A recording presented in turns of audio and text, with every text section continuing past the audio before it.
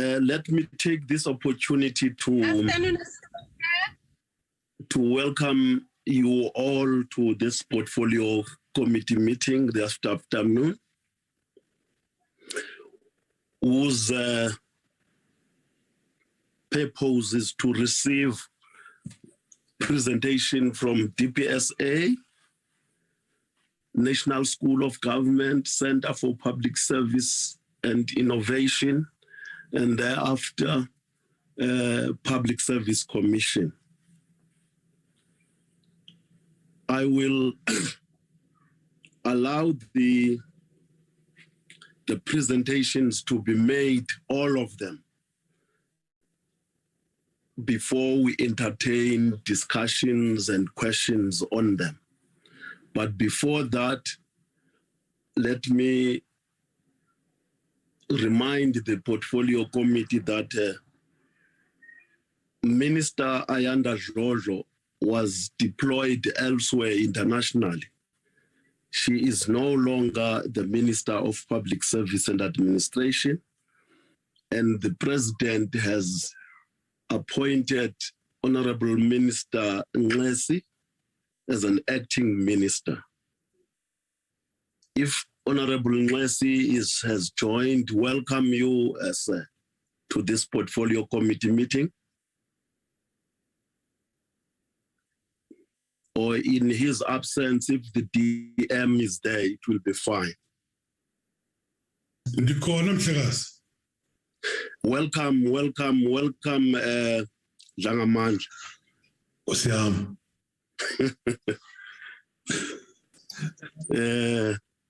As I've said, I'm going to allow you first to make opening remarks in terms of the presentation that your department is going to make, and therefore, thereafter, I will allow at the end the acting chairperson of the Public Service Commission to make his opening address before the presentation of the Public Service Commission is made. Let me, without any further waste of time, Jangamandla, allow you to make the opening remarks before the presentation of your department is made. Thank you very much. The floor is yours, Honorable Minister. Thank you. Thank you very much, Chairperson, and the honorable members of the portfolio committee, together with the leaders of the various entities who are with us today. I don't have much to say, except to indicate that as an acting minister, I'm holding the fort, but I'm responsible and accountable during this particular period when I'm acting. And I'm acting until further notice. I've been trying by all means to acquaint myself with the various issues at the public service and the various entities, the work which they are doing. I've been able to get the necessary briefing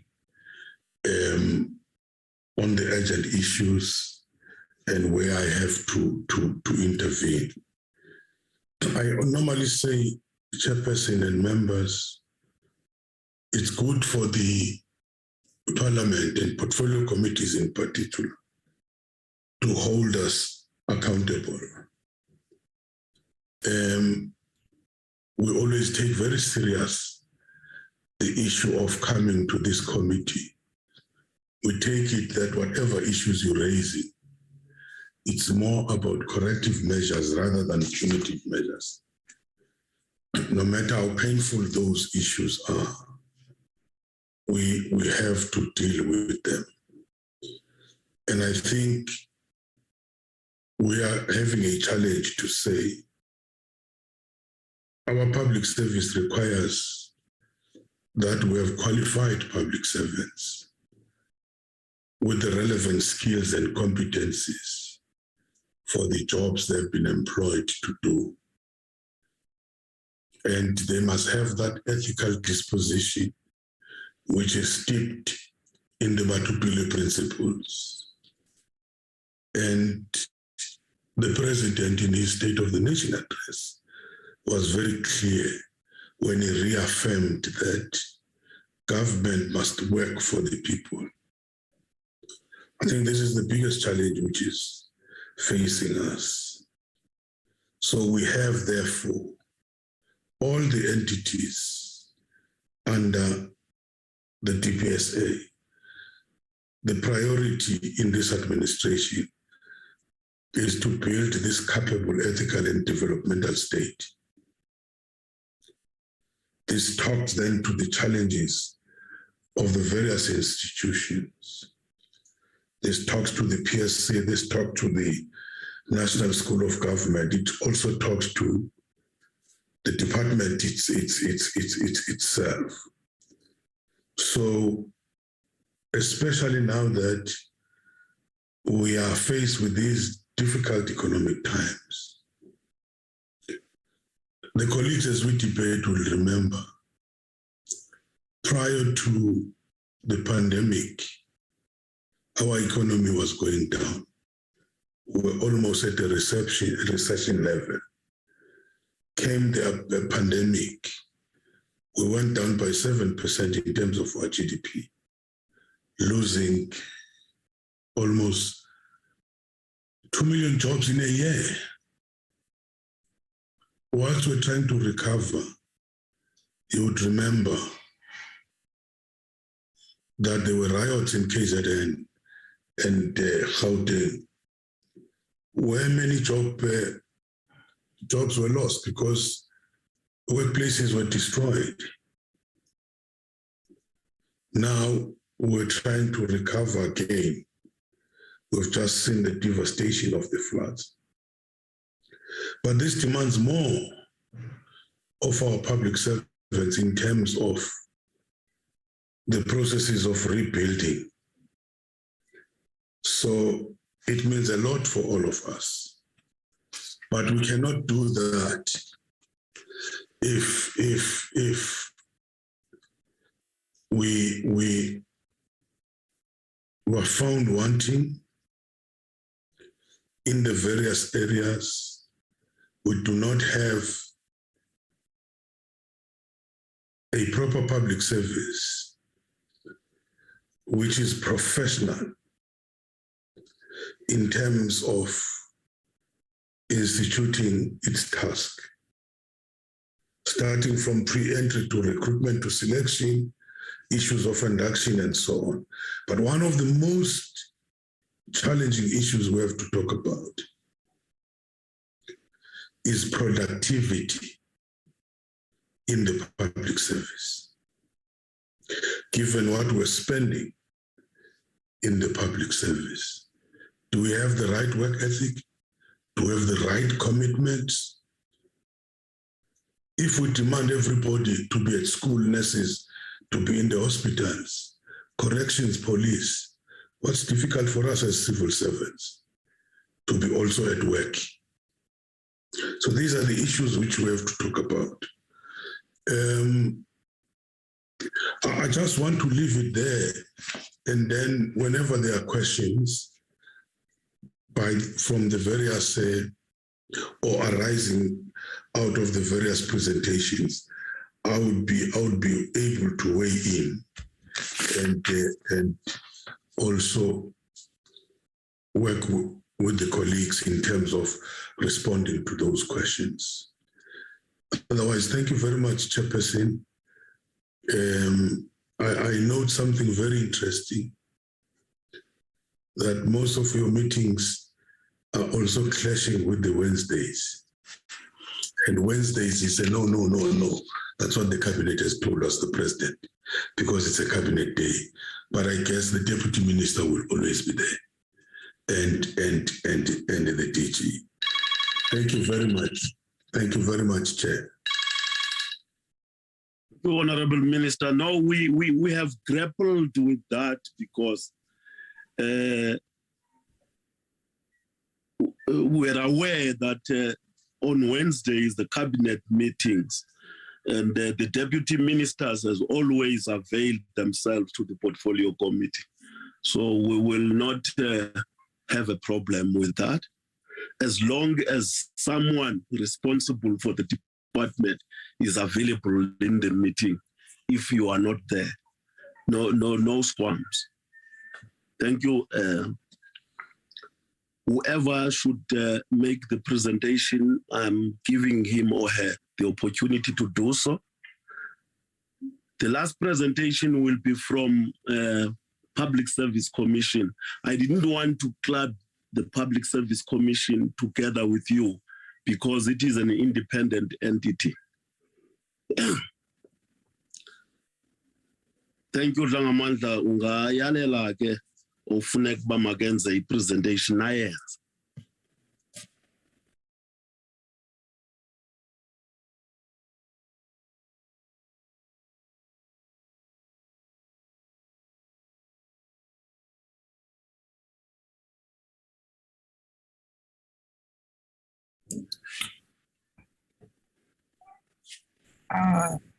Good afternoon, Chair. Good afternoon.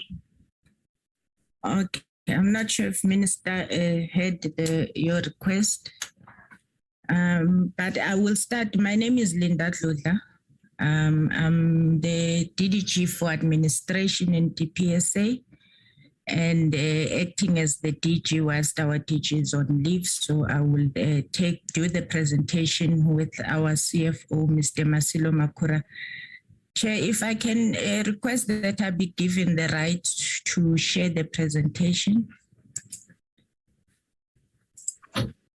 The Secretariat will do that. Done, Chair. Thank you. Is it done? Can you see it, sir? Is it appearing on the screen? Yes, yes. Okay, thank you very much.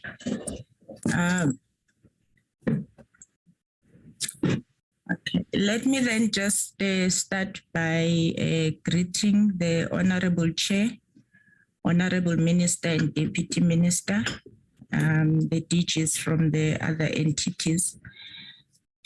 Chair, we have structured the presentation to go through the areas that are indicated in this page. But in particular, we'll be focusing more on what our 2022-23 APP targets are. And we'll also share with the portfolio committee the amendments that we have done to our strategic plan. So just as a bit of a background, we have aligned this APP that we are presenting with our current 2022-25 strategic plan. And also the APP was further strengthened with the inputs that we've received from the DPME, as well as the Department of Women, Youth and Persons Living with Disabilities. And as the portfolio committee is aware, our minister has been assigned several targets under priority number 1 on building a capable, ethical and developmental state. And what we are indicating is that even though I did mention that we've done some amendments, in the main, the strategic priorities as outlined in the 2020-2025 strategic plan remain the same. And for this year, we have a total of 26 annual targets compared to last year's APP where we had 25 targets. I will skip the slide, Chair. It was just to remind us of what is the strategic overview with respect to our vision, mission and values. They remain the same as captured in the 2020 strategic plan. Our mandate, which is drawn from the Section 197 of the Constitution, the Public Service Act, as well as the Public Administration Management Act, remains the same. And with respect to the high-level overview of our management structure, we have got the Minister, Deputy Minister, Director General, and 5 DDGs that are heading our 5 programs. I will mention the programs when I actually present on the APP targets. In terms of our strategic plan outcomes, we are implementing programs in line with these 5 strategic outcomes, which is the improved implementation of Batupili, the complete implementation of the PAMA Act, a stabilized public service, intensified fight against corruption, as well as the improved implementation of administrative policies as issued by the Minister for Public Service and Administration. And we are indicating here that the APP targets that we'll be presenting on are also aligned to these outcomes. It was important here to also indicate that as the main document from which we draw our outputs for the MTSF document is the MTSF document, which is also translated into the performance agreement for our minister. The MTSF document has 9 targets that our minister is directly responsible for leading. I will not go through them because they are then indicated in the different APP, but it is also important to note that our minister is also supporting, in line with the MTSF, various other targets where there is lead departments. So the committee will realize that we have not included these in the APP, but they are reflected in the performance agreements of the relevant DDGs, the DG, and are appearing in our annual operational plans. But we will be providing progress on these both to the minister and the portfolio committee when we come to report on a quarterly basis. And they will include the resolution of reported incidences of corruption in government, the implementation of the IFMS, Section 100 and 139 led by the Department for Cooperative Governance, the biannual progress reports that are submitted to Cabinet on the implementation of the MTSF, the work that is being done on the establishment of the head of national administration located in the presidency, 5 high-risk SOEs governance systems that will need to be reviewed, as well as the program to facilitate participatory governance mechanisms and citizen engagement. So as I've indicated, we have 5 branches, which is administration, human resource management and development, negotiations, labor relations and remuneration management, e-government services, and information management, as well as government service access and improvement. I will skip the slide, Chair.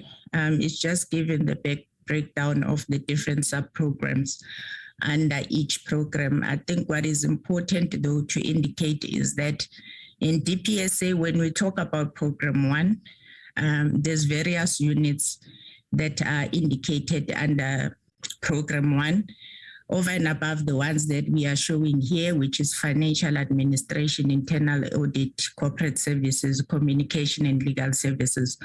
Program 1 also includes the Office of the Director General, as well as the ministry, which is the minister, offices of the minister and offices of the office of the deputy minister. The targets in Program 1, Chair, we have decided to give the committee a view of the 3-year targets, because essentially when we do the APP, we actually do the APP in line with the MTEF, which is a 3-year period.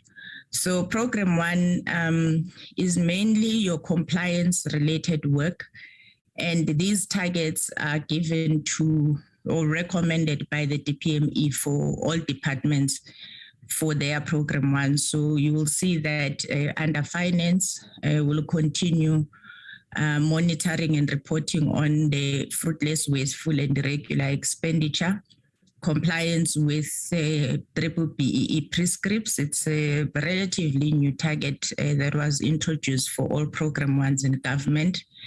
The other new targets are the ones that come from the Department of Women, which includes representation of women in SMS positions with the national target of 50%, representation of youth at 30% target, as well as the representation of people living with disabilities. What we've indicated as DPSA against the national target of 2% is 2.8%, because we have been successful over the past few years to exceed the 2%. So we have targeted higher on this one to have 2.8 people appointed, and that number growing over the outer years to 3.1 and 3.4 respectively. The 50% women, we've kept it at 50% because we have been struggling to meet that target internally. So we didn't want to over-target in this regard. But if we feel that in year one, we have achieved this 50%, we might in the outer years revise that target upwards. Similarly, with the representation of youth appointments in our structure, we've kept to the 30% as given by the Department of Women and Youth. So because we haven't yet internally reached that target as well.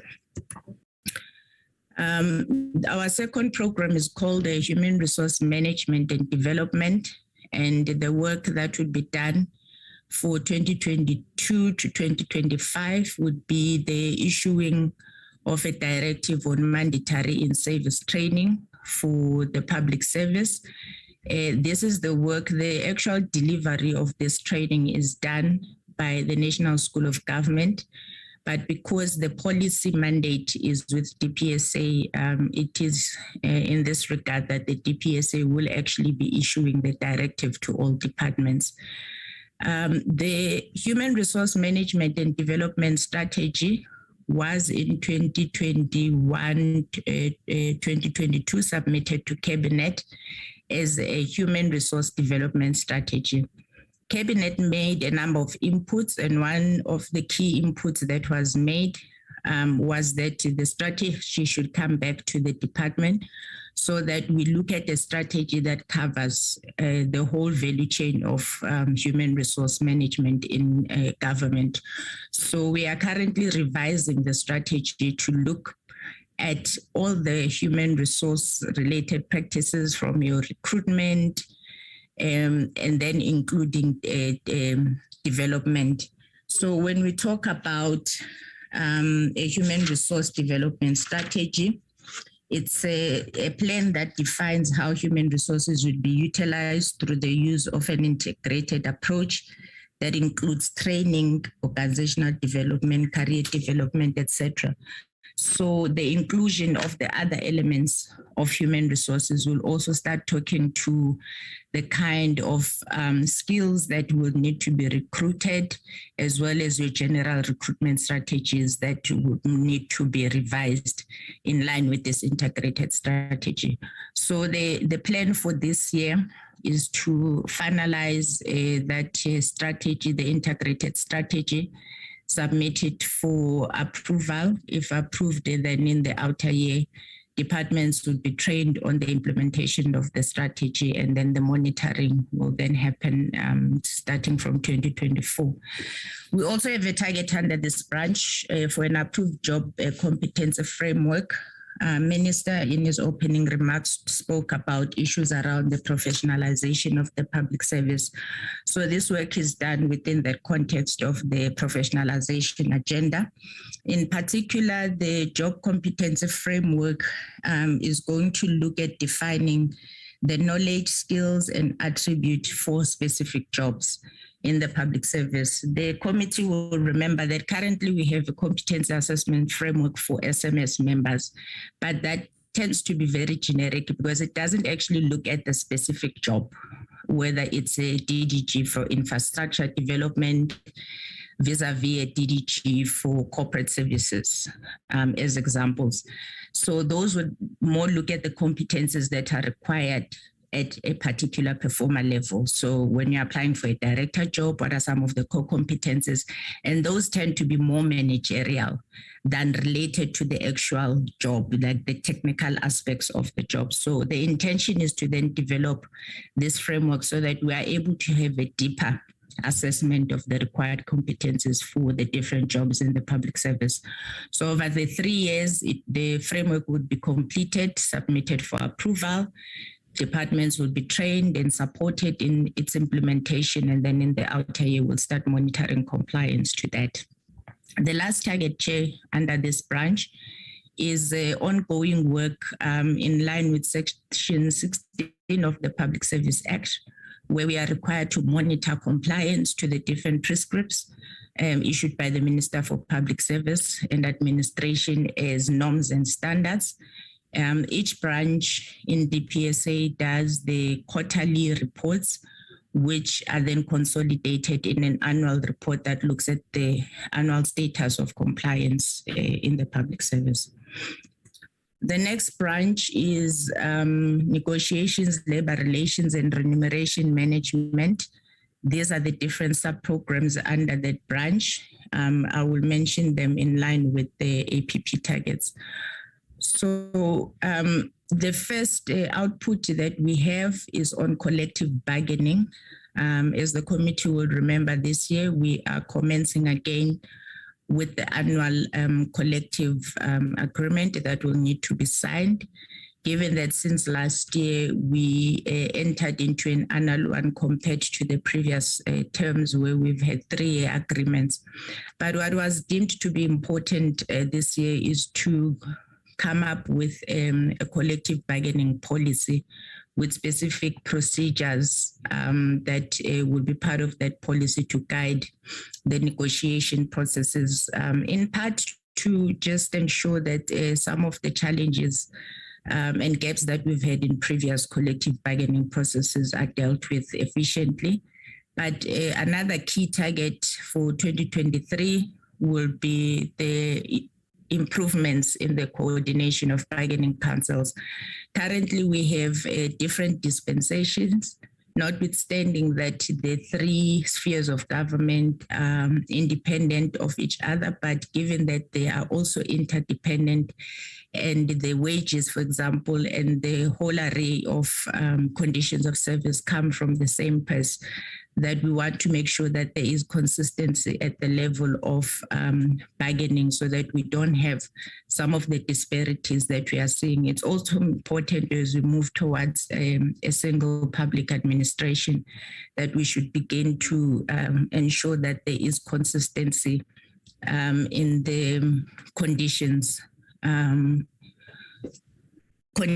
of service across the 3 spheres, because this will allow, for example, other areas of PAMA to be easily implemented where we want to look at the transfer of skills across the 3 spheres of government, where the issues of the different pay scales, conditions of service remains different, and would then impede the intention of having that easy movement of skills across the 3 spheres of government. Program 1 structures, Chair, over the years, there has been a concern about the bloatedness of the structures. So the PSA last year started a process of reviewing these structures. The Minister for Public Service and Administration issues what is called a generic functional structure, which basically will tell a department that these are the functions that should be in your Program 1. And this is how the different functions should be clustered together to justify a chief directorate, a DDG position, and all of that.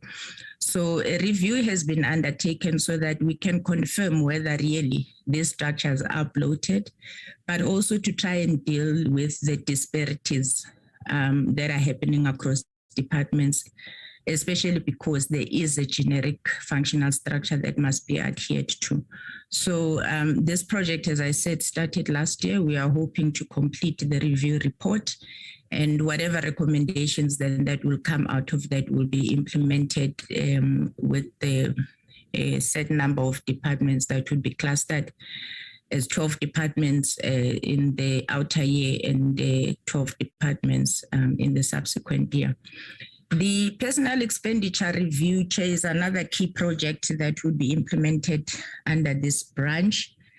And it's linked to the project that is called Reviewing the Cost of Running Public Administration. And it's going to look specifically at the cost of personnel in the public service.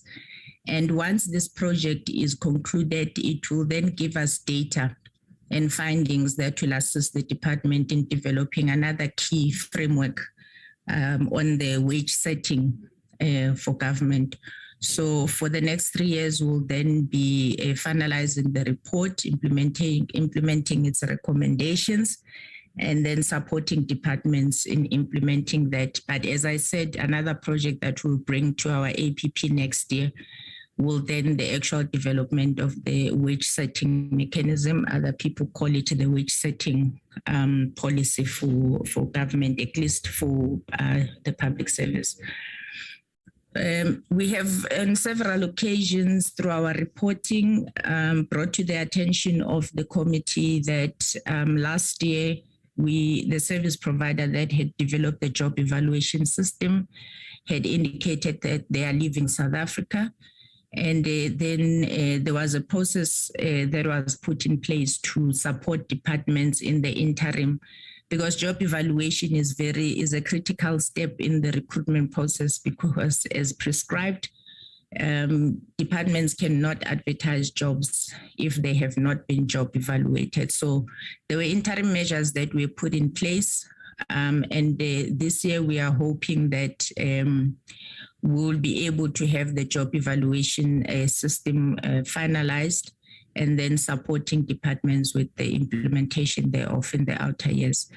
Discipline management is one of the key challenges that the PSA is working on with respect to a number of things that are not yet happening correctly, including the long suspensions that we see at a very high cost, as well as departments not being able to adhere to the times prescribed periods within which they need to conclude their discipline related cases. So the Office of what we call TAU, it has a very long name, Technical Assistance Unit, that deals with issues of ethics and discipline management, has initiated the process of reviewing and rather developing a discipline management strategy that will deal with some of the issues that I've mentioned, and hoping to also deal and fast track the resolution of cases, as we still have a lot of backlog of cases that are not being finalized. So this is one of the key projects within that context that would then be embarked upon, with the intention then that the departments will be assisted to implement this revised disciplinary strategy, and will report accordingly to the committee. There has been a lot on the news recently around the lifestyle audits. DPSA has last year developed the lifestyle audit guidelines, which is going to be implemented at department level by ethics officers. There was a big workshop that was done around March in DPSA, where the ethics officers as well as the senior managers in departments were brought together to take them through the guideline. What are the implications for implementation? So in 2022-23, all the departments under the Justice, Crime Prevention and Security clusters will be supported to implement these audits. And we will then be in the outer years continuing with the support and reporting on the implementation of these lifestyle audits. And I must indicate that within the mandate of the Minister for Public Service and Administration, we will only be doing audits for public servants and not the political principles. That part of the lifestyle audits would be coordinated by the presidency. The fourth program that we have is e-government service and information management that deals with the ICT norms and standards for the public service.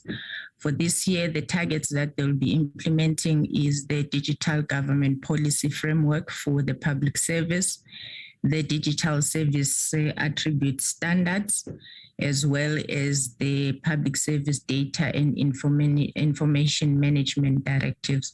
So for this year, the intention is to have all these approved, and then we will then be supporting departments to implement and monitor the implementation in the outer years for these three targets. The last program, Chair, is the Government Service Access and Improvement Branch or program.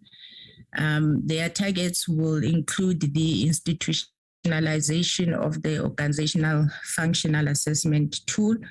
We have over the past 3 or so years been piloting the tool and refining the tool based on the findings of the pilot. So in essence, the tool is intended to be used by departments for a systematic review of their organizational processes, their work environment, their organizational structures, to support the achievement of their strategic objectives. So it will also fall within the ambit of ensuring efficiency within departments, and it's part of the value chain of the different assessments that we would need to embark upon as governments to really test if the departments are really functioning in an effective and efficient manner, with the intended outcome being improved service delivery for all the departments, whether they are citizen-facing or they have other government departments as their clients, such as the DPSA, National Treasury, and so forth. Another long-standing project of DPSA is the Business Process Mapping Program. The MTSF has requested the DPSA, in line with the improving the automation of government systems and processes, for the DPSA to look at modernizing this program. So we are currently working with SITA to develop the e-enabled platform so that departments can then conduct all the relevant building blocks of this processes online or in a technologically enabled platform. So the intention then is to support departments in implementing this modernized tool, as well as to monitor its implementation, so that if we need to effect further amendments to the tool, we can do so based on the findings that we get from monitoring its implementation. But to Billy Chair, as we all know, is a very long-standing program of government. But with the current MTSF, the DPSA was requested to review the program so that we can improve its implementation. So one of the things that we have done, we have developed standards for each Batupili principle. And the intention of that standard is that we must have something that is tangible for monitoring processes, so that both the departments, when they manage the performance of officials with respect to them implementing or working within the framework of the Batupili principles, but also most importantly for the beneficiaries of government services to be able to have something that they can assess the relevant departments that are giving them services as to whether they are working in line with those principles. So if we talk about value for money, what are the different indicators that you need to look at for somebody to confirm that the service that they are given is done in a way that shows that there is value for money, so there is no wastages. You can take any other principle, courtesy, that the service beneficiaries will have almost like a checklist that they can take and be able to give concrete and tangible feedback to those departments, so that those departments can then improve the way that they deliver services. So for the next 3 years, then we will continue with supporting departments as well as monitoring the department's implementation. What is also important to indicate is that whereas before we've worked with departments individually, the approach for this year going forward is to work with departments from a sector-based approach. Because what we've learned over the years is that the different principles apply differently to the different departments based on the sector within which they are working. So for health, for education, the same principle might need to have different indicators so that you get very tangible assessment and feedback when you're assessing whether that principle is effectively implemented in the relevant department. Next, the last three targets under this branch, Chair and honorable members, is the African peer review mechanism. The year that we've just concluded, South Africa went through the second generation country review process. And this year, the DPSA together with the NGC would be approving the National Plan of Action based on the recommendations of the review that will then have to implement as the country. And over the next 2 years, then we'll be tracking the implementation of those recommendations as they will be translated into the plan of action. The Sdip is also a long-standing program of government led by DPSA. Again, similar to the business process mapping program, will also be automating this process. And we have done it in a way that it has laid building blocks, because when we talk about the Sdip value chain, it includes a number of things. It's your service delivery model, your service delivery standards that will have to be developed, your complaints, complaints reporting system. So the intention again here also in line with improving our use of technology in delivering our work as DPSA. We are also planning to automate this process as well. And another key project from a research perspective that we'll be undertaking under this branch is a research study on the state of public service delivery. One of the things that we are trying to look at is whether our current models and modes of service delivery in the country are relevant, whether there needs to be some improvements. So for example, in other countries, both developed and developing, you are able to access certain, if not all, public services online, but also 24 hours a day. So one of the complaints that we have received from both people that are employed as well as just citizens is that the times within which government services are available does not cater for everybody. So for example, if you want to go and have an ID, you are best advised to just take leave for that day because you'll be standing in a queue for almost half a day. So what we're trying to explore through benchmarking with other countries is the different models and the modalities that we will need to start reviewing our current service delivery processes, timelines, and all of that, and also taking advantage of the advancements in technology so that we are able to cater for all the citizens, both employed and unemployed, at a time that is convenient for them, and also not affecting people's ability to be at work and to do work, but to take leave, which under normal circumstances they wouldn't have taken, thus impacting on the productivity of government and other sectors as well. Chair, I would then, the part of my presentation ends here. Through your permission, I would like to then invite our CFO to take us through the rest of the presentation. Thank you, Chair. Thank you. The CFO can take the floor. Good afternoon, Honorable Chair. Thank you for giving me opportunity. Good afternoon, honorable members of the Portfolio Committee, the Minister, the Deputy Minister, colleagues, all protocol observed. Honorable Chair, I'm just going to deal quickly with the allocation for GPSA for this financial year, but we also highlighting also the figures in the second and the outer year over the MTF. The PSA has been allocated a total budget of 540,272,000 for 2022-23 financial year, and going up to 567 million in the outer year.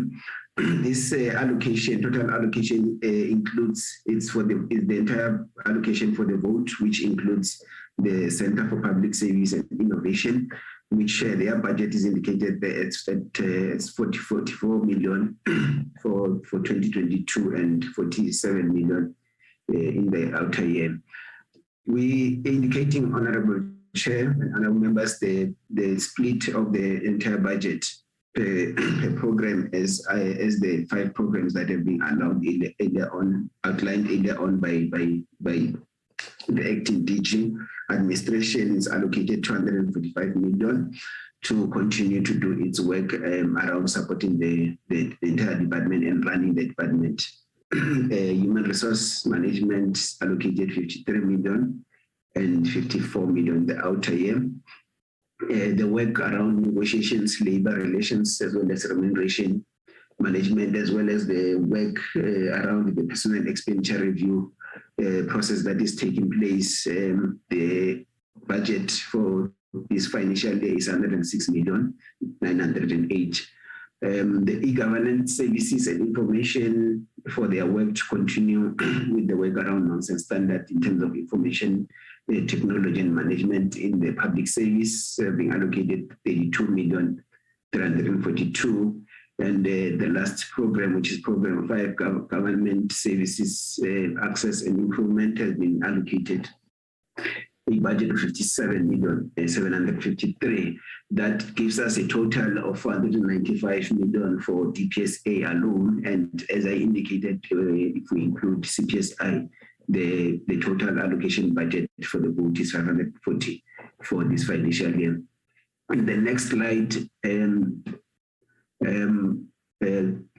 I would indicate, Honorable Chair, Linda, if you can move to the next slide, which is slide number 25.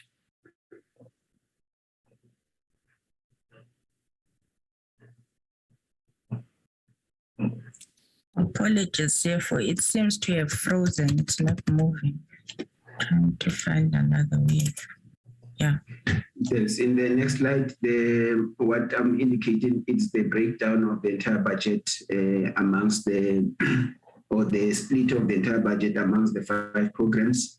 Administration, which is program 1, takes the big chunk or slice of the pie at 45%, as I indicated.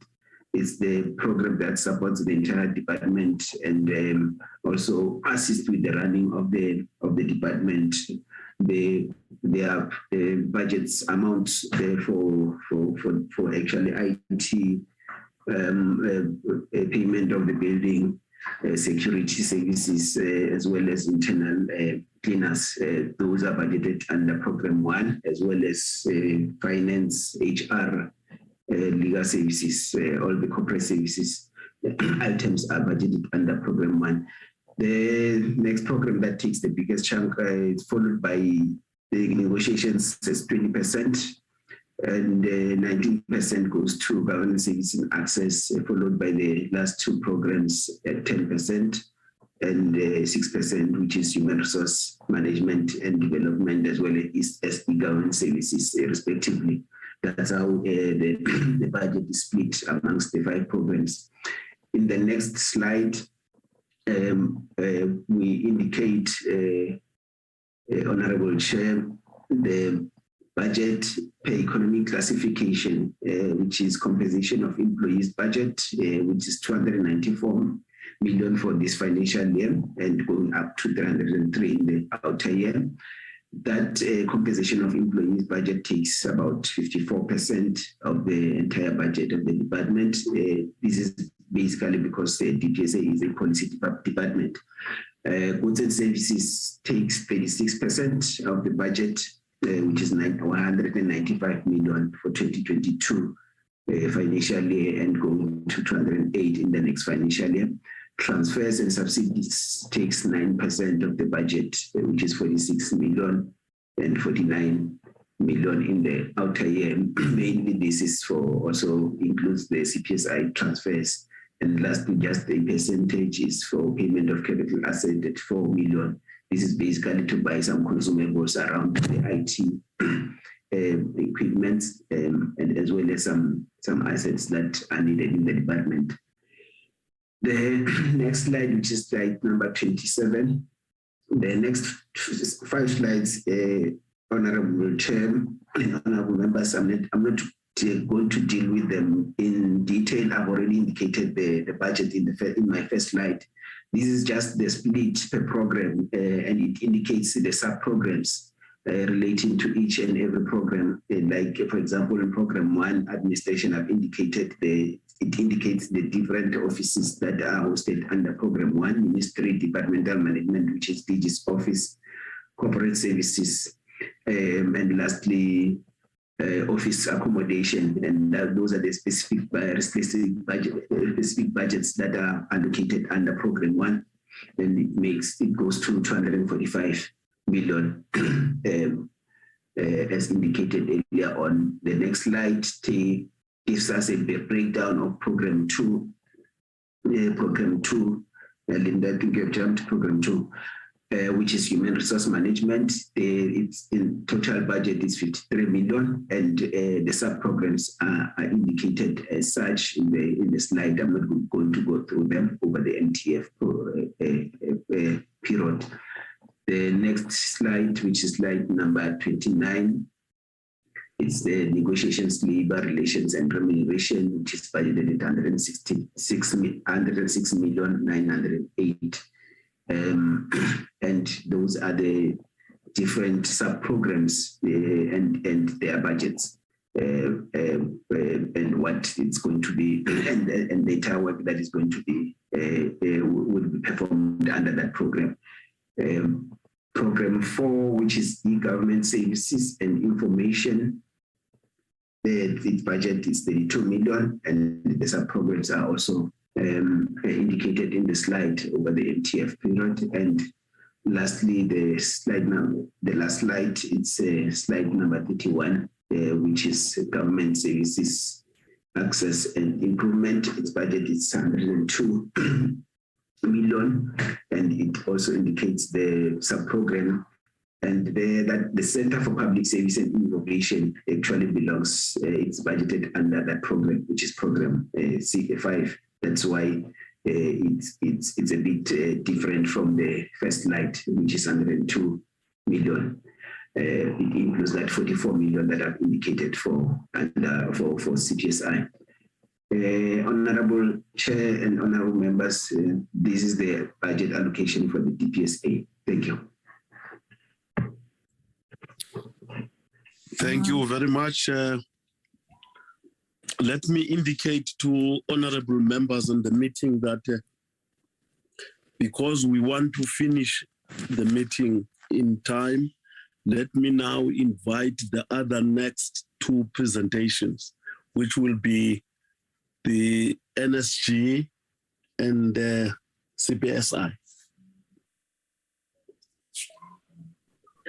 Thank you very much, Honorable Chairperson. After those 2 presentations are made, I will invite now the Public Service Commission to also make its own presentation. Over to you without any further waste of time. Thank you very much, Honorable Chairperson Buchabelo Maja from the National School of Government. Our presentation, Chair, and greetings to the Honourable Minister and the Deputy Minister and Honourable Members. Our presentation will be led by Mr. Dino Punsami. It has already been loaded, Chair, as you can see it on the screen. Once Mr. Punsami has concluded on the presentation, with your permission, Chair, we will then allow the principal of the school to just highlight a few points before we conclude. If I may then, through you, Chair, allow Mr. Punsami to begin with our presentation. Thank you. So, you can take. Thank you, Chairperson. Good afternoon, Honourable Chair, and to the honourable members of the Portfolio Committee. Greetings to our Minister, the Honourable Minister and Deputy Minister here with us this afternoon. Greetings to the Commissioners from the Public Service Commission and all of the colleagues from the MPSA portfolio. Thank you, Chairperson. I will start the presentation by just providing a context to the National School of Government with regard to the annual performance plan for the 2022-23 financial year.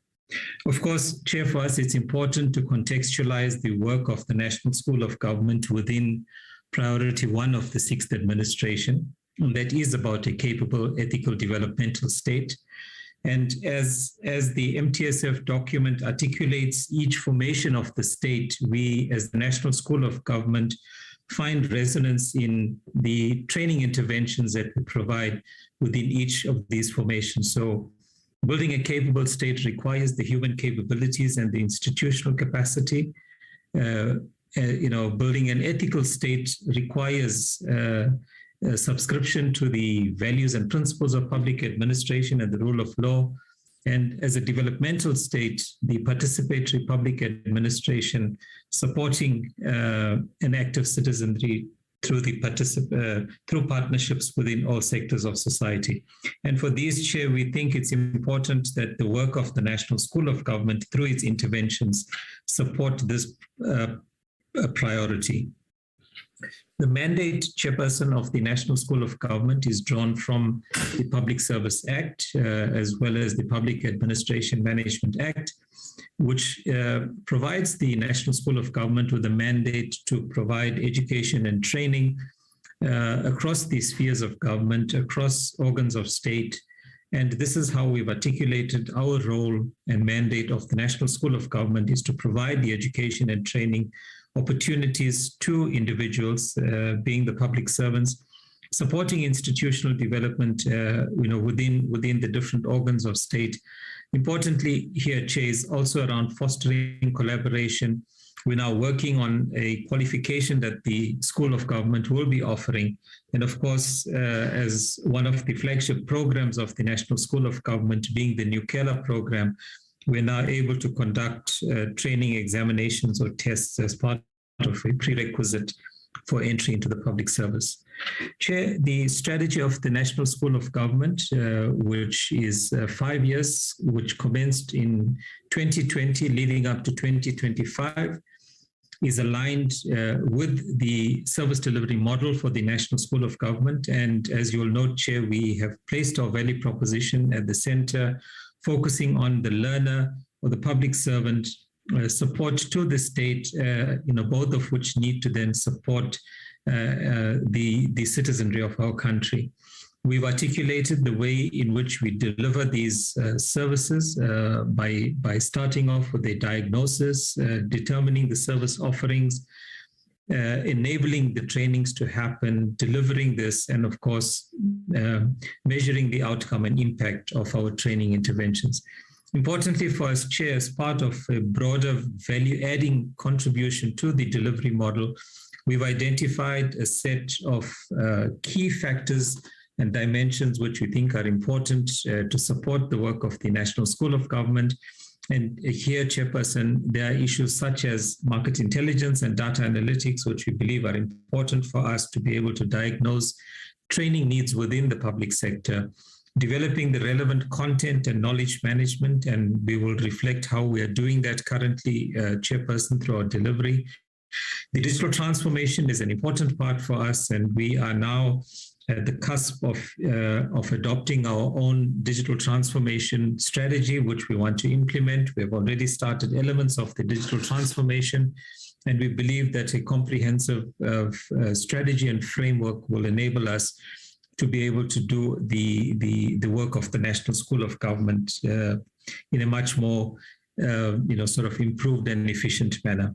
Partnerships and collaboration are key for us, and we'll reflect on some of these partnerships that we have entered into or that we are in the process of engaging.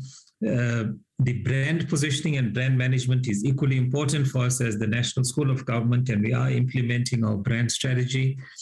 Total quality management is an important area for us here, Chairperson, as we look at implementing quality management across all products, services, standards, processes, systems within the National School of Government. And of course, the whole area of change management, which is an important part for us. Chair, we have also gone through a process of restructuring over the last year. We're also now at the phase of finalizing this restructuring process, and we now have a structure that is aligned to the NSG's 5-year strategy as well as the service delivery model. Our vision for the 5-year period, Chair, is to build an ethical and capable public sector in the service of the people. And we do believe that we can achieve that by empowering public servants to be responsive to citizen needs as well as government priorities, which can be undertaken through our ETD interventions. We have articulated 5 outcomes over the 5-year period, Chairperson, for us to achieve. We do believe that we are on track with achieving these outcomes, and certainly when we reflect here, Chair, on the 2-year performance of the National School of Government since we've implemented the 5-year strategy, looking at the first year of implementation as well as the second year, which closed now at the end of March, we do believe that the National School of Government is on track with implementing the 5-year strategy. And of course, importantly here to note, Chair, is that like with all other government departments, we were also affected quite significantly by the COVID pandemic. So the 5-year strategy was implemented at the start of the COVID pandemic and the national lockdown. And despite this, we have seen quite a lot of successes here, Chair, over the 2-year period, certainly in the number of public servants or learners who have gone through the National School of Government. In the first year of implementation, in excess of 43,000 learners trained. We see quite a lot of uptake in programs such as Nukela, which is the pre-entry. So in the first year of our strategy, we had seen in excess of 11,000 public servants or citizens rather enrolling for the Nukela course. With regard to the ethics course, we have also seen quite significant numbers. So in year 1 of our strategy, in excess of 15,000 with regard to enrollment and 98% achievement in as far as the completion of the ethics course. We held the master classes, which has been an innovation of the National School of Government, simply brought about by the national lockdown, which did hamper us in as far as providing contact or classroom learning. We had to find other means to provide training. And we had done so using webinars and the master classes. So we had 6 of that in the first year, and even in the second year of implementation, we did have more master classes. What we're seeing here, Chairperson, is a significant uptake in the e-learning enrollments in the first year, certainly at about more than 54,000 on the e-learning platform. And in the last financial year, as we closed up, in excess of 80,000 enrollments on the various e-learning courses that we are offering. So Nukela and the ethics course are but 2 of the courses of which we consider our flagship programs, and will reflect more of these courses that we will be rolling out in the new financial year. As we closed off the financial year, we had also seen quite high numbers in our overall training. So our target was at 38,000. We have trained just nearly 45,000 learners over the financial year, and we think this is quite a significant number, which also assists us in our preparation for the new financial year. Chair, the National School of Government has 2 programs, Program 1 and Program 2, which is what we traditionally refer to as our trade account. It is the training arm of the National School of Government, and this is where all training activities take place, but at the same time requires the National School of Government to generate its revenue to sustain itself as an entity. For Program 1, Chairperson, we have a few of our targets that we have reflected. More detailed information we have carried into our operational plans. But importantly for this year is to finalize a total quality management framework and to implement a plan around that. we, as the acting DG of DPSA, reflected on programs such as business process modernization and the mapping processes. The National School of Government has adopted its own operations management policy, and we are now in the process of implementing this. We already have the service delivery model, which I've reflected on. We've in the last financial year finalized our service delivery charter. And in this financial year, we'll be focusing on the service delivery plans as well as other service standards for the National School of Government. We will also be looking at ICT business solutions that can enable NSG operations. We've started this process in the last financial year when we looked at our systems. We are ultimately looking at how we improve the learner experience within the National School of Government. And so therefore, the need for business solutions and systems to be integrated to support this. We'll be resolving all of the material audit findings raised by the Auditor General by the end of March 2023. We do have, as I've indicated, Chair, the brand and marketing strategy, which we are currently implementing. And of course, the communication interventions as far as promoting the NSG offerings, but as well as our own positioning as the National School of Government. On Program 2, Chairperson, which is the trade account, we have a target to generate in excess of 101 million in revenue and other funding sources for this financial year. The first 2 years have been relatively slow. In fact, year one, we've seen very low revenue generation, and quite understandable because of the lockdown. The last financial year has seen quite a substantial increase in our revenue generation from year one, and we anticipate that as we go into year three, this picture will change for us.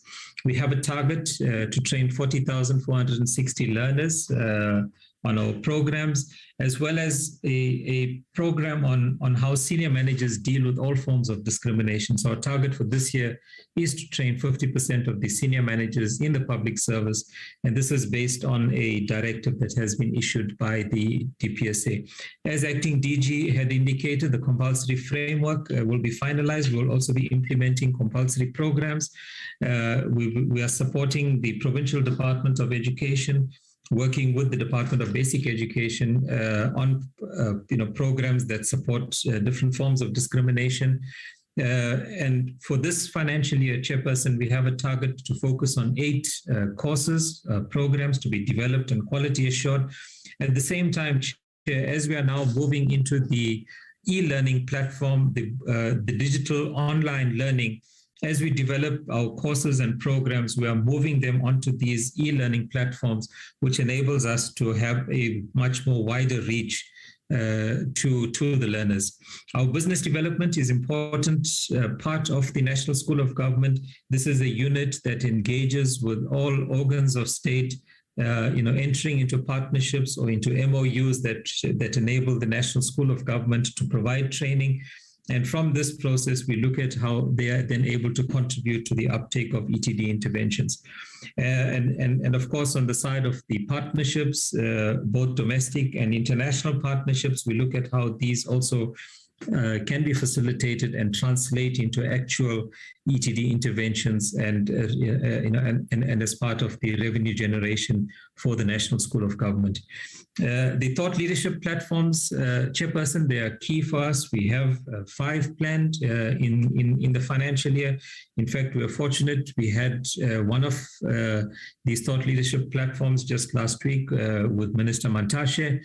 And of course, we have on the side from our research and knowledge management, we'll be developing research reports and skills assessment reports that start to inform the ETD interventions. We are also, as we had started during the COVID lockdown period, started with our case studies on the effects of the COVID pandemic. We are now also documenting areas of good practice in the public sector, which could then enhance ETD interventions, and these become sort of case studies within the curriculum. We are focusing on the impact evaluation studies. We have started this at the commencement of our 5-year strategy. So there are 6 programs that we are monitoring over the period, and we want to see the impact that this will have. As part of the professionalization of the public sector, the school is also undertaking work to engage with functional areas, engaging with professional bodies. And this is work that we will continue. The ETD practitioners, we do use a hybrid model that brings about independent experts who train on our behalf, as well as working in partnerships with universities, as well as public servants who are facilitators. We want to ensure that there is a professionalized cadre of ETD practitioners or facilitators. These are class training facilitators, moderators, and assessors, and we're in the process of professionalizing these facilitators by also implementing a performance management system so that we are able to also look at the value that the facilitators are providing to the National School of Government and certainly to the learners. As a training provider, the school has to maintain its accreditation status, and so on a yearly basis, we have to keep up with all requirements for accreditation, and we will continue doing so. And as I've indicated, Chairperson, we will be also accrediting a postgraduate qualification in this financial year as part of our offering of the National School of Government. The e-learning, because of the numbers that we are seeing, just now over the 2 years, in excess of 100,000 enrollments, we've now strengthening how we manage the kind of help desk inquiries. And so there's a process and a system that we have put into place. We do believe this is now helping to support those who need those levels of support as far as the e-learning is concerned. And linked to the research work here, Chairperson, we will also do a perception survey to determine the learner satisfaction on ETD interventions.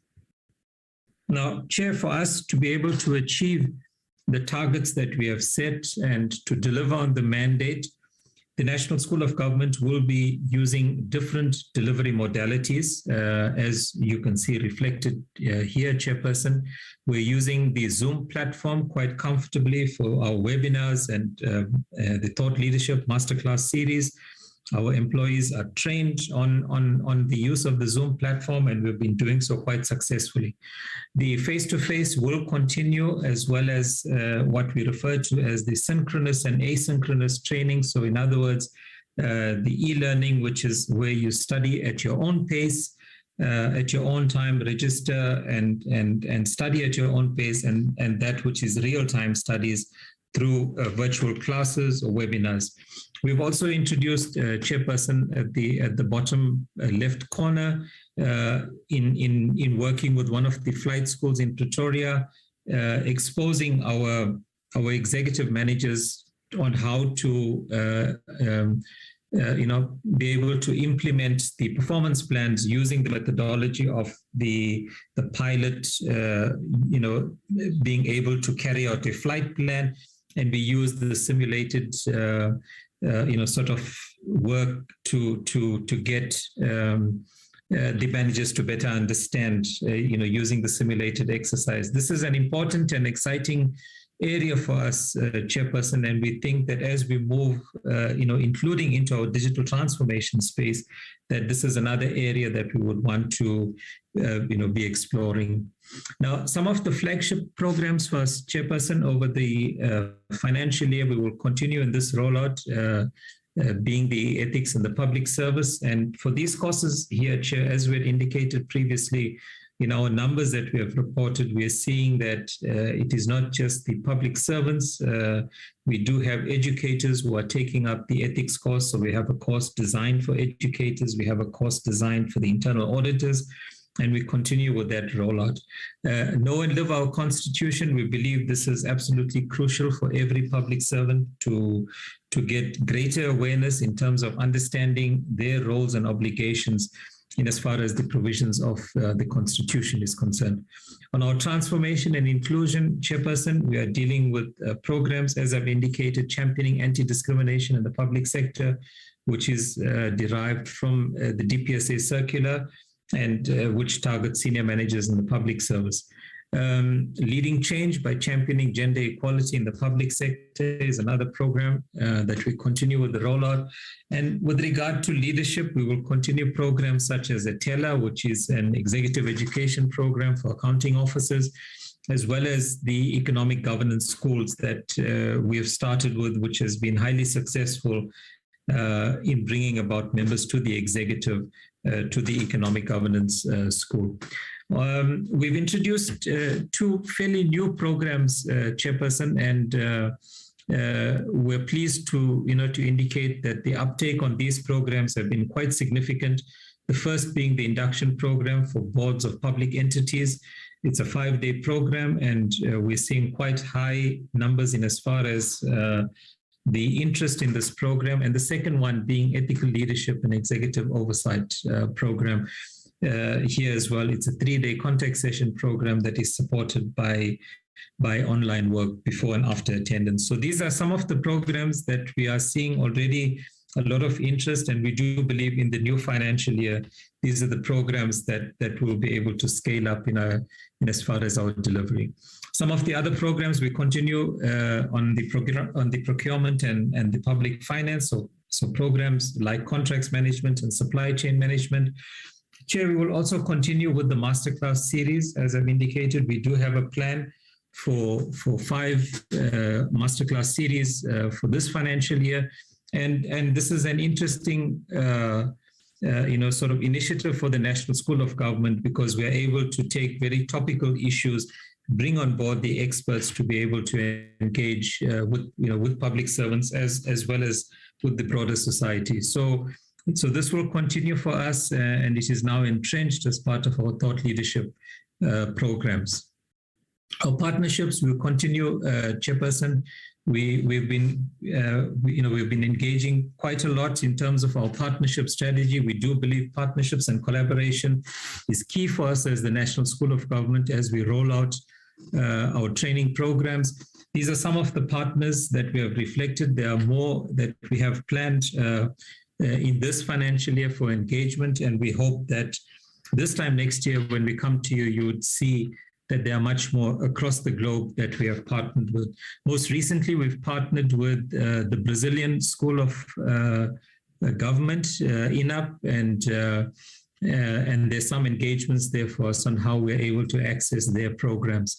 The World Economic Forum has also been a most recent initiative with us, and this allows us, through the National School of Government, access to a knowledge portal that public servants can access and use the data and the knowledge that is on these platforms for evidence-based policy making and policy decisions. We are continuing much together with the universities, with private partners. We've got the contract with the EU, which ends in June of this year, which has been a 5-year program, and we've enjoyed extensive support from the EU. We are also building our depth and reach with our existing universities here, Chairperson. So we have signed MOUs with 10 of our universities. Some of them are already engaging with us on some areas of work. What helps the National School of Government is that in those instances that we are not able to provide a certain training intervention, we are able to leverage off these partnerships to be able to offer. So this is work, and in this financial year, we are going to explore how we get deeper into these partnerships and get even more value out with the universities. The Senior Fellows Program, we continue to use the 5 senior fellows that we have identified, and we are leveraging off their expertise. They have been used most recently. We have seen them in the master classes, and we will continue to expand and grow this Senior Fellows Program. And over the course of the year, we hope that we will have many more who would have joined the Fellows Program of the NSG. With regard to our budget, Chairperson, as I've indicated, there are 2 programs. So this is the budget for Program 1, or the vote. Our allocation is reflected over the 3-year period. So for this financial year, 228 million that's been allocated, and the compensation of employees under the vote, 59.7 million, goods and services to the amount of 48 million. Of course, from this amount, we do transfer into the trade account. So you would have seen that this amount of 115 million is transferred of the amount that is allocated to us. In addition to that, we have to generate the revenue of 101 million under course fees. And so that brings the total expenses for the trade at 220 million for the financial year. With regard to our HR chairperson, as I did indicate, we have gone through a restructuring process. We are now ready to finalize this with the principal. The school does have 229 posts on the structure. 204 of these posts are filled and 25 vacant. So as at the end of March, we stood at 10.9% vacancy rate. Of course, the vacancy rate has been high here, Chairperson, is because we paused on the filling of vacant posts due to the repositioning and the restructuring in the organization, which allowed a greater pool of vacant posts for our employees to choose in as far as their placement is concerned. Now that we have completed the process, we will then proceed now with the filling of the remaining posts. We do have 6 posts at the senior management level, and those are in the process as well, Chairperson, either of being advertised, job evaluated, or in the interview process. We've given a reflection of the demographic profile of the National School of Government, Chairperson. And with regard to our employment equity, we are spending quite a lot of time working on different initiatives in the National School of Government, as it pertains to employment equity. Currently, as we stand, we have females at 58.8%, at the SMS level 51.2%, the youth 19.1%, and this is area of work that we will be focusing with, as well as the persons with disability at 2.4%, but here again as well, workforce. So this is the detailed work that we will be doing with our HR unit to look at how we can improve not just on the target, but on the quality of the interventions to support our colleagues during who are within the different target groups. In conclusion, Chairperson, I think before the principal comes in, maybe just for me to reflect that the National School of Government has been quite instrumental working with our sister organizations, the DPSA, the Public Service Commission, the Planning Commission, as well as the DPME in finalizing the national framework towards the implementation of professionalization in the public sector. We have been working quite hard in the last financial year to facilitate public consultations and the peer review of the framework. We're now finalizing those recommendations to Cabinet for adoption of the final framework. We do hope that this will take place very soon. We're also working to strengthen collaboration with relevant institutions, universities, professional bodies, so that we're able to offer series of targeted programs, part and full qualifications, and other learning experiences for the public service. What is important here, Chair, is that as part of our own process of developing the APP and undertaking our strategic planning sessions, we engaged with quite a number of our stakeholders, training academies, across national, provincial, local government, with the SOEs, together with universities, and they've given us a lot to think about as far as our own role as the National School of Government and as our role within the broader ecosystem of public sector education and training. And these have all been able to inform the strategic direction of the National School of Government. As I've indicated, Chair, we are busy with the NSG qualification, and this year we are also preparing to launch our own suite of executive education. From an internal perspective, we will continue to drive the work that we have to improve organizational effectiveness, and this will include the seamless functioning of our delivery mechanisms, implementing total quality management, and overall looking at how we improve the learner interface and the learner experience with the National School of Government. Thank you very much, Chairperson. Thank you. Can we get the presentation now from CPSI?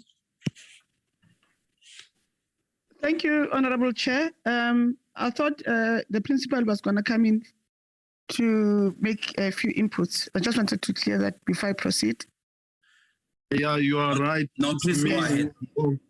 You are right. It's me. I should have given the principal first. You are correct. Lydia, you are right. Thanks. No, Honorable Chair and members and Minister and colleagues. No, please. Ubani principal can do son. Okay, sure. Oh, no, thanks, Honorable Minister and the Chair and the members of the committee. No, I think she can go ahead. I will deal with some of the things later on, maybe in the question, in the interest of time, Honorable Chair and members. So Ms. Lydia can go ahead. Thank you. Thank you, Principal. Thank you, Honorable Chair. Greetings to honorable members and to the Honorable Minister and Deputy Minister. Thank you for giving the CPSI time to share their plans in terms of the strategic plan and the current APP. Kindly advise if you can see my presentation. If not, I will ask Desiree to assist. Is it visible? I can see it is 2020 to 2025 strategic plan. Yes. I can see it. Thank you, Honorable Chair. These are the topics that I will cover in our very short presentation, mindful of time. Just for the benefit of members, to remind them that the mandate of the CPSI, we get our mandate from the Public Service Act, where it locates the responsibility of public service innovation in the Minister for the Public Service and Administration. This mandate is further expanded on in the notice, Government Notice 700 of 2011, where the government notice actually outlines the functions of the CPSI and also elaborates, how we operate with DPSA in terms of the memorandum of understanding, because the CPSI is not able to provide the full suite of corporate services. That's our vision, solution-focused public sector through innovation, and we do that by entrenching an innovative culture and practice in the public sector. The CPSI in this financial year is operating on a new budget structure, but the changes that have been effected are only at sub-program level. So that means there are no changes to the 2025 strategic plan as advised by National Treasury. The first program that we have is Program 1, Administration, and under Administration we have all those three sub-programs: Executive Support, Corporate Services, and the Office of the CFO. Program 2, which is our core, the program that carries our core mandate, the purpose of the program is to drive service delivery innovation in the public sector in line with government priorities, and we do that through three sub-programs. The first one, research and development. We try to establish a knowledge base in support of program.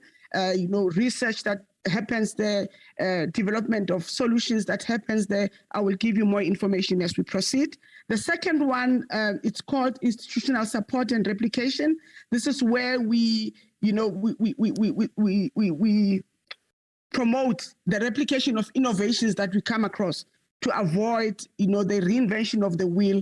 We encourage this to be mainstreamed, if needed, to influence policy in government. The third one is called enabling environment and stakeholder management, where we use knowledge platforms to inculcate the culture of innovation. As you know, innovation and knowledge management cannot be separated. You need to learn from each other, and make sure that we collaborate, form partnerships to make innovation mainstreamed in the public service. CPSI it's a very small national government component. We have 30 posts on the fixed establishment, and we have 2 interns that we've hired. Currently, we have 2 vacancies. The executive director post is vacant, but it's in the process of being filled. The applications have closed. Currently, shortlisting is happening, and I hope in the next week or 2, or even before the end of May, interviews will be conducted.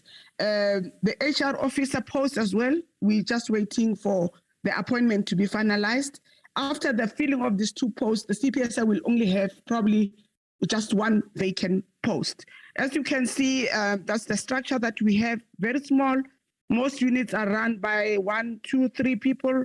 So even if administration may look big, But if you look at the functions that are performed there, you find supply chain run by only 2 people. You find 3 people working in finance. You find 3 people working in HR.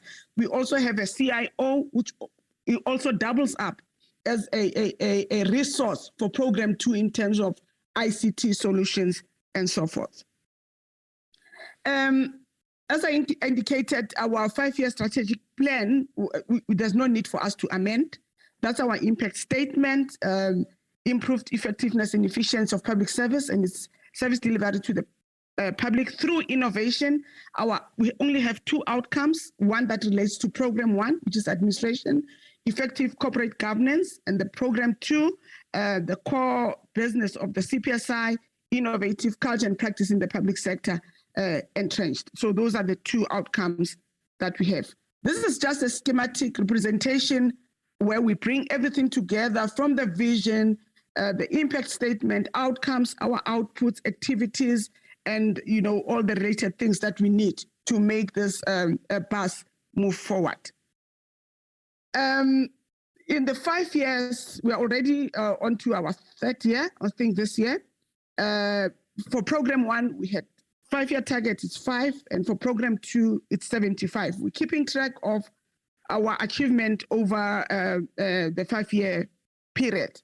Under administration, we are doing very well. We have achieved our 5th clean audit and the 4th one in a row. I must say to honorable members, it's not an easy task, but we've been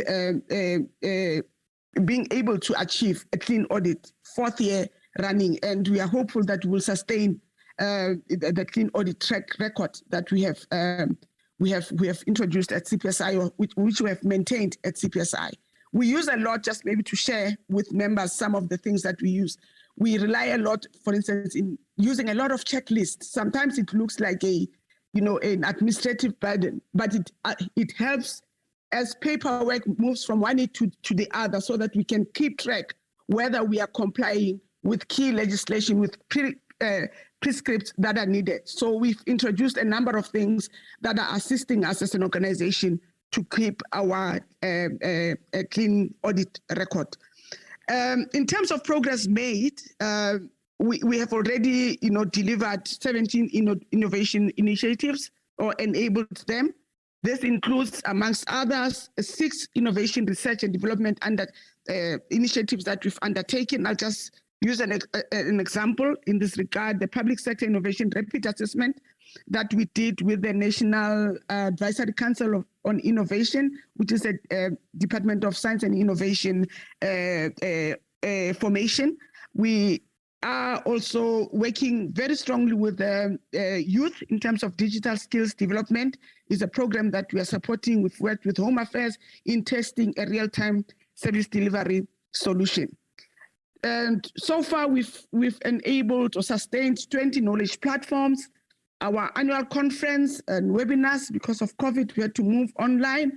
We use this conference as a springboard to form a community of practice.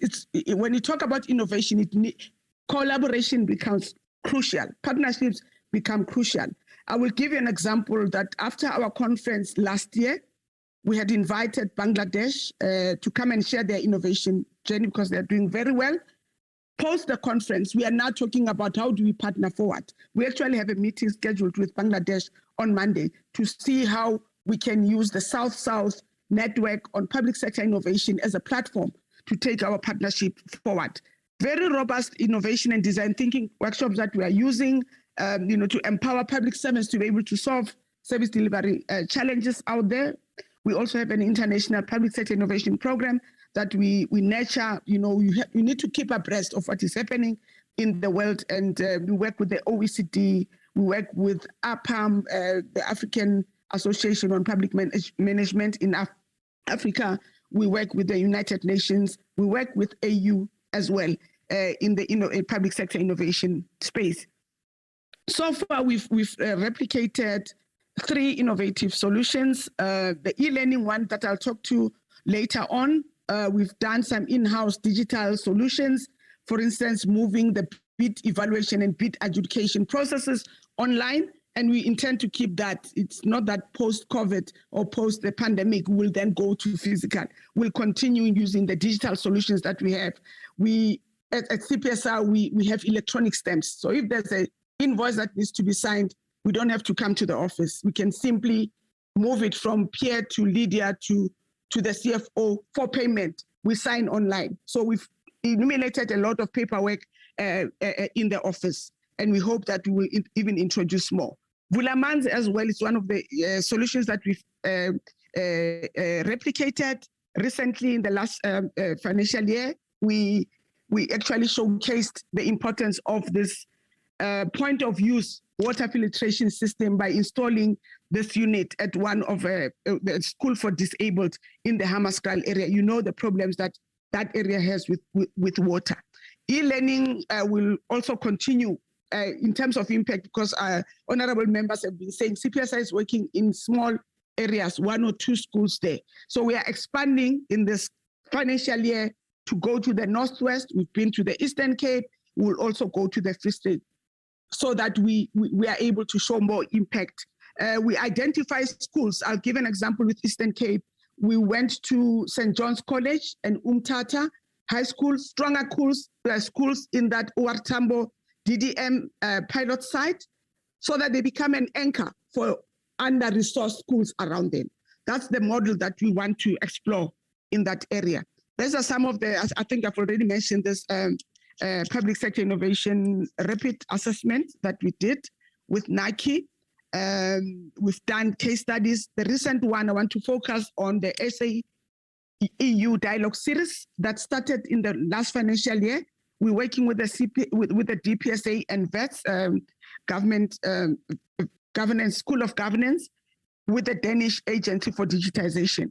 The idea there is that we want to use this SA dialogue series, which will continue in this year, to support our sister department. They are very active in the dialogue session series, to assist them to draft the policy that the acting DG spoke about the digital journey in the public service. So it helps because there's evidence-based research development, sorry, policy development that we are using. So it's one way of showing that in the MPSA we do work together. We work with the NSG as well, you know, in some of the programs that they are running.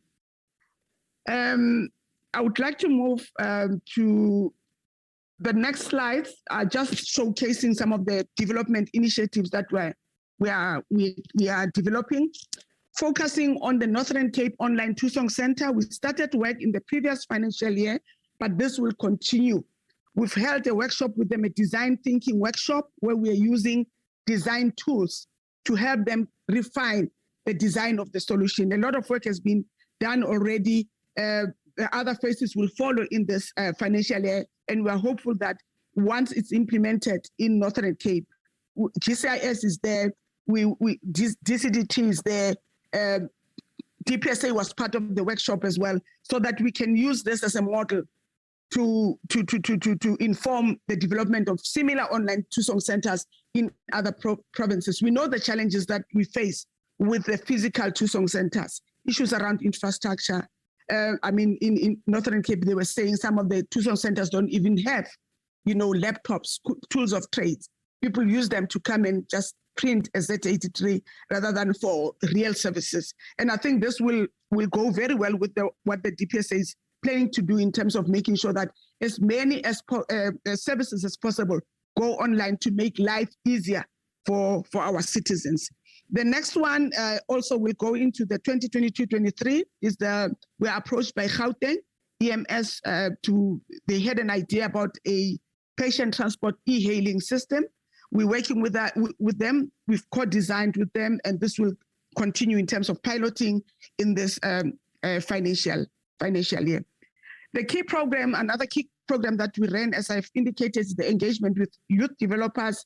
We work with youth organizations so that we can tap into the entrepreneurs, youth who come up with solutions to solve service delivery challenges. One such hackathon that we held was the PSI Hack 22.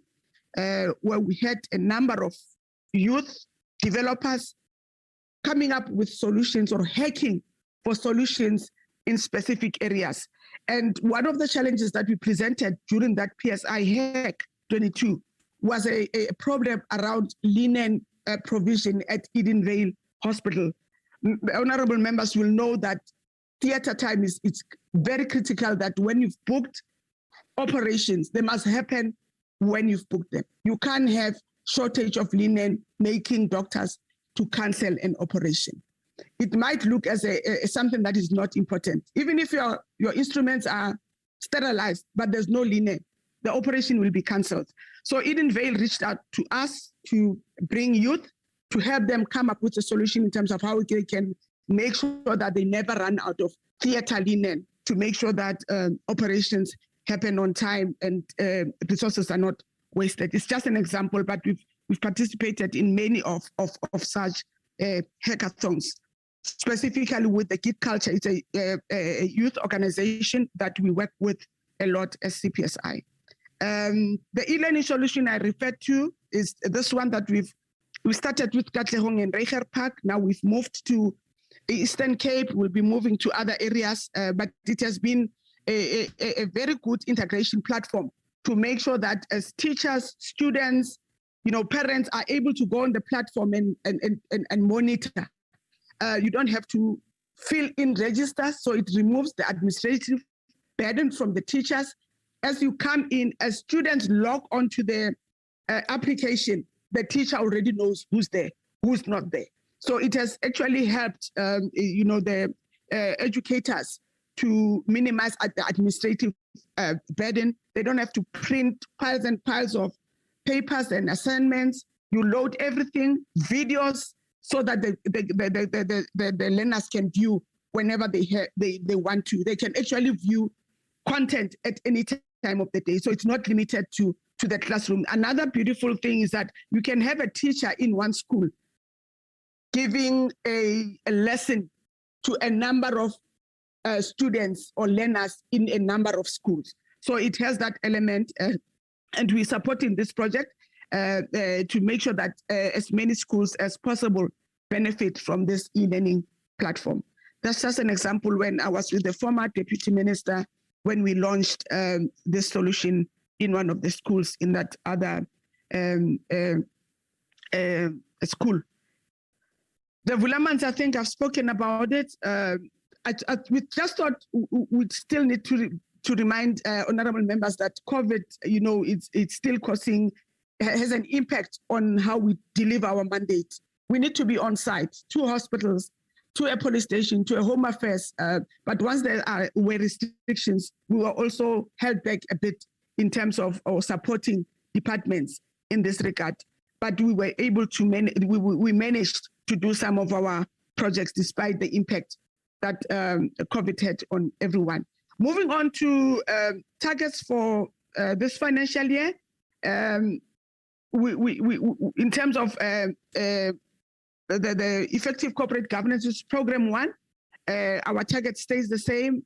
Even in outer years, it might look not complicated and simple, but if you go behind what needs to be done for you to get an unqualified audit opinion, one will understand that we've tried to scrunch our targets so that they should not be numerous.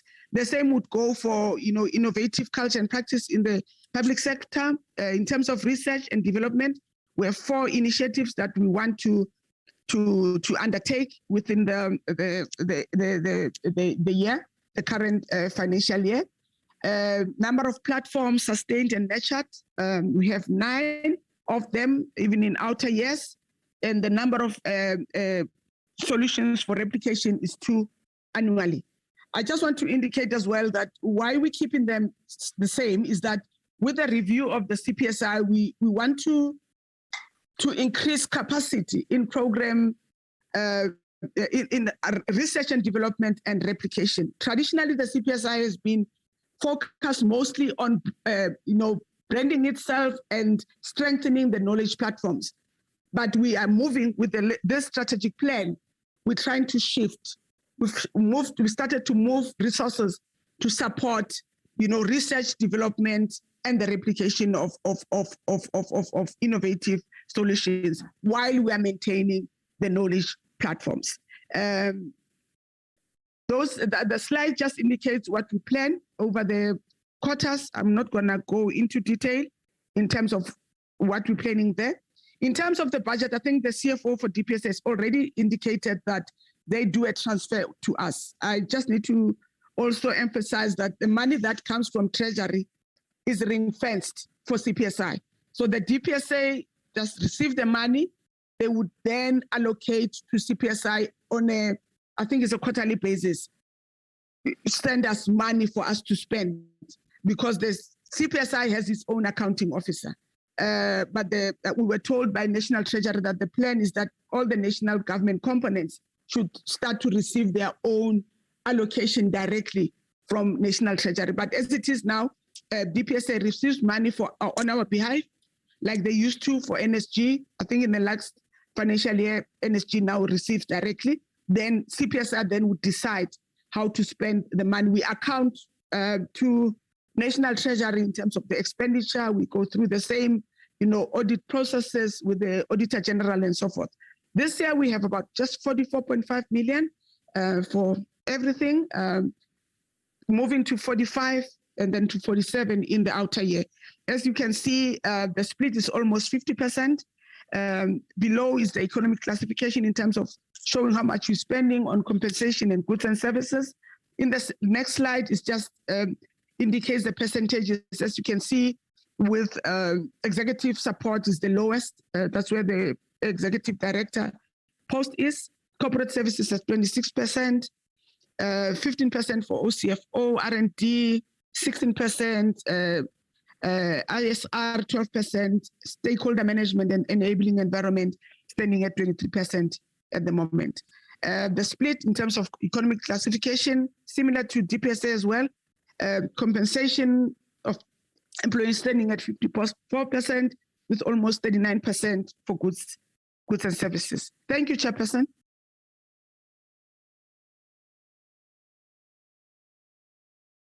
Thank you, Lydia. Can we now get the opening remarks of the Public Service Commission?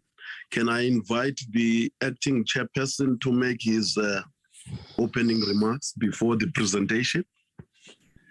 Thank you very much, Chairperson, for this opportunity, and honorable members of the Portfolio Committee. Our Minister of Public Service and Administration and Deputy Minister, and the heads of different institutions that have attended the meeting. First and foremost, let's thank the Portfolio Committee for giving time to go through a workshop which was held at the PSC office, where we were reflecting on the mandate and some of the policy reforms which are to take place. And let's also thank you for expediting the process of appointing 3 commissioners who will be joining us at national as soon as the president has signed, and the one last one that you'll be going through the process. What we are presenting today, it's our annual performance plan and our reviewed strategic plan. And the DG will be making that presentation. As we prepare to make that presentation, I want to say that we're meeting at unusual times as a country. As the minister was saying and listing the disasters the country has gone through, economic shrinking and downgrading, followed by COVID-19, followed by the riots in July last year, and followed by the floods and disasters we see now, which means whatever we do, greater coordination of our efforts as institutions which may have overlapping aspects of our mandates becomes imperative. but also creating a disaster resilient public service will be one of the key innovations that we should collectively be thinking of.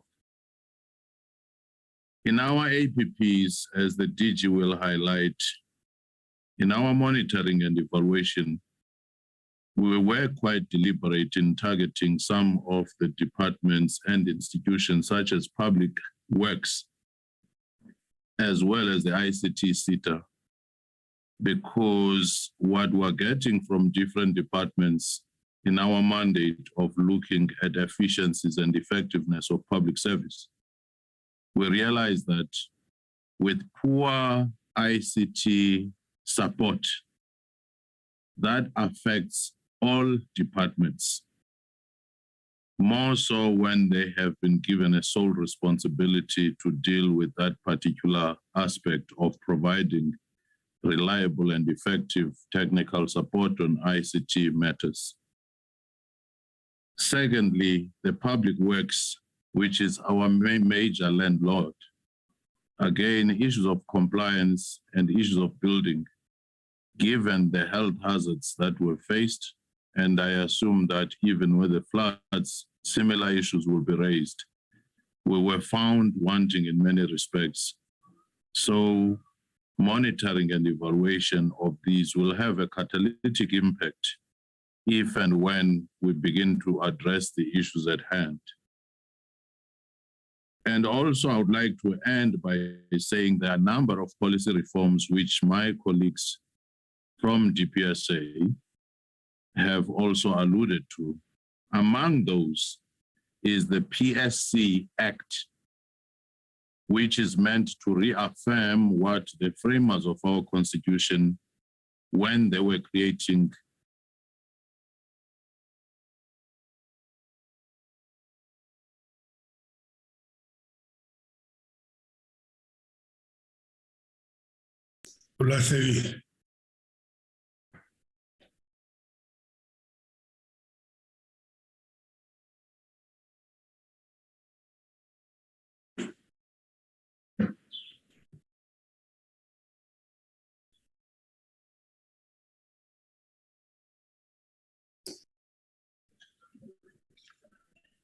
If I may be permitted to start with the presentation, this is Dinky Dube, the DG of PSC.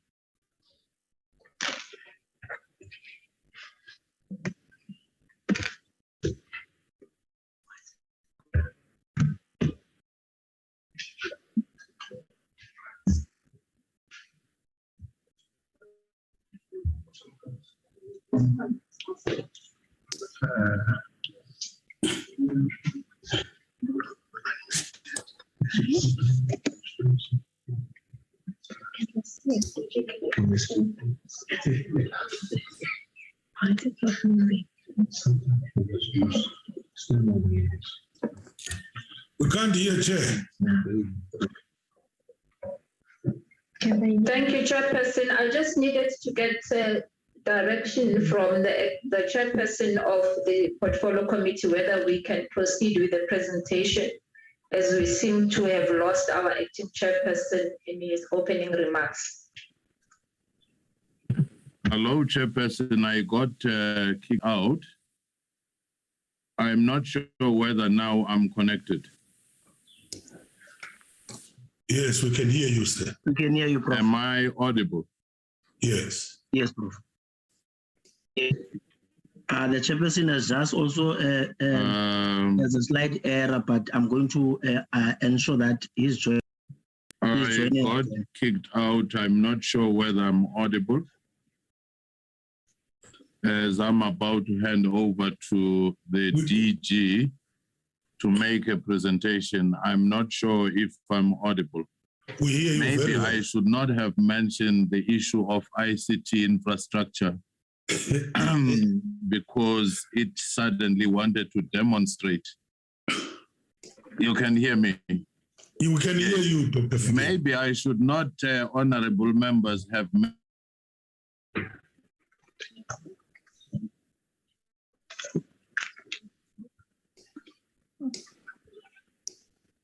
Yeah, your problem is to mention ICT. Once you say ICT, it goes off.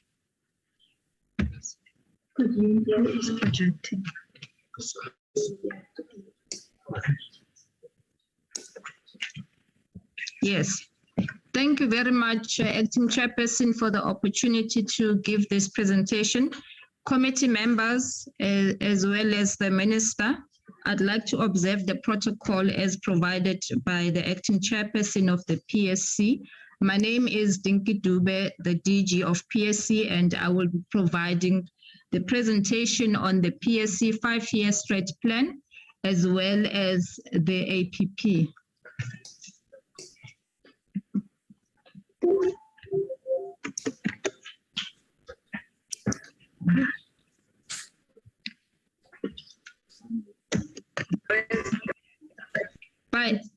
By way of the outline of the presentation, if committee members can take note that we've moved the slides a bit so that it can.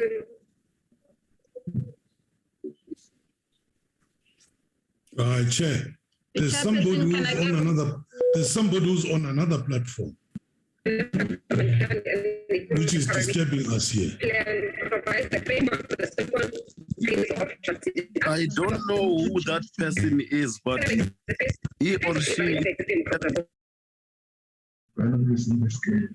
Chairperson, can I get confirmation if you can hear the PSC's presentation so that I can proceed? Yes, we can hear you, but there was an intruder that disturbed you. Oh, okay. No, thank you, Chairperson, for that confirmation. We were just concerned that it may be happening here. Thank you, Chairperson. By way of the presentation outline, these are the topics that are covered in the presentation. Committee members will take note that we have just moved some of the slides. The one on overview of budget and expenditure estimates will present last, so that then it allows for better flow of the presentation. We will start off by focusing on the 5-year strat plan, move on to the APP, and then end on the budget.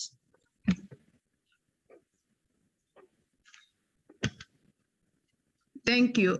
By way of introduction, it's important to note that the PSC, in doing the work that it does and in executing its mandate, contributes to priority number 1 of the MTSF, which is building a capable and ethical developmental state. During the period under review, the strat plan has had to be revised so that then we ensure that there's proper alignment between the strat plan and our APP. I'll be taking the members through so that we will see where we've made the revisions. When we get to the APP, we will also reflect and talk a little bit about the 25 annual targets that are contained in the APP, which is the work that the PSA will be doing in the current financial year. In crafting the strat-year plan, as well as our annual performance plan, we've taken note of the current environment that we operate on. Firstly, being the population growth that has been reported by Stats SA, which is estimated at just a little over 60 million. And as a PSC, we recognize that, of course, the growth in population results in an increase in demand for government services.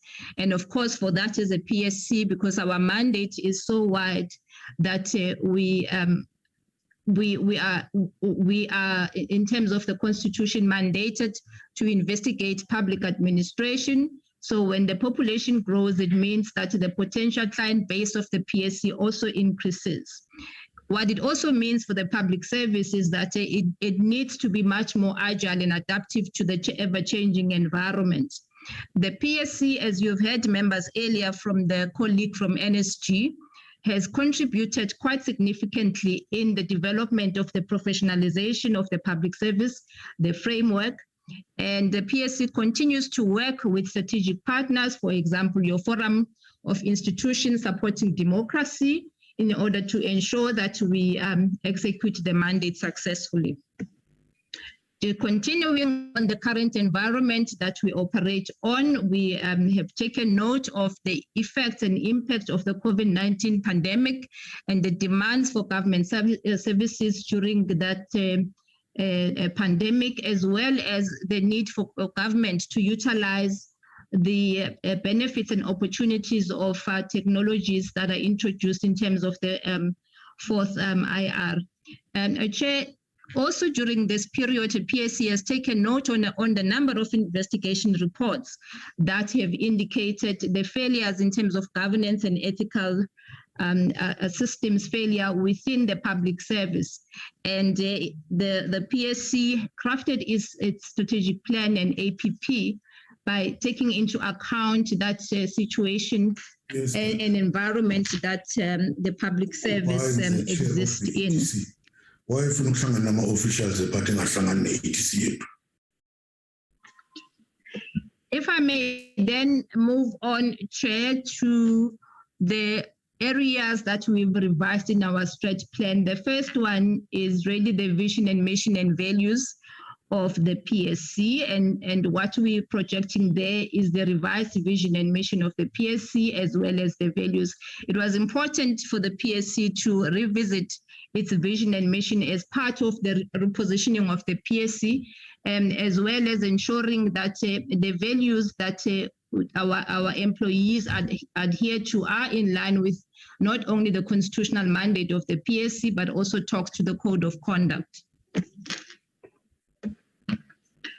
What we have projected, the chairperson, is just at the high level, the strategic focus of the PSC, and perhaps one should just highlight that in terms of the ultimate outcome in doing that, which we do as an organization, we want to see an improved service delivery culture in the PSC, and ultimately the impact should be that there should be a responsive, ethical and values-driven public service that responds timelessly, efficiently and effectively to the needs of the citizens. On the strategic planning outputs, members, you would note that we've got 3 strategic outputs in terms of our outcomes. The first one being an improved service delivery culture in the public service. We note and intend to, in the next 5 years, to see a change in the processes and how government conducts its business, at least 6 change processes. And we also want to see 100% improvement on the management of actual and potential conflict of interest for SMS in the public service. The second outcome, which is also externally focused, is to see that there is sound leadership practices in the public service. And in terms of what the PSC plans to do is by end of year 5, we plan to have had 30 strategic engagements on the findings and recommendations from the PSC. This is quite a critical intervention, Chairperson and members, because as you note in the Constitution, the PSC recommendations are not legally binding. If you compare, for example, with other constitutional bodies as like the public protector. And so these strategic engagements will ensure that at the level of the executive authorities, ministers, commissioners will be engaging with. And of course, we want to utilize strategic platforms like Foresight to ensure that the departments do implement the recommendations of the PSC. And during the 5-year plan, with regards to the ethics management framework, we want to see that it is institutionalized within the public service. And so we plan to, in the first 2 years of the 5-year, to conduct ethics survey with the remaining governance clusters being the social, economic, and governance. And then in year 3 and 5, we'll of course want to have feedback sessions in order to ascertain whether or not those improvements have been effected. The last outcome 3 is really inwardly focused. As a PSC, we have a data warehouse where we collect through our monitoring and evaluation system. We collect data that really... My apologies, Chair. My apologies. Can you call to order this CCS Mutipe? Is that from her? Yes, it keeps on flashing on that person and disturbing the presenter.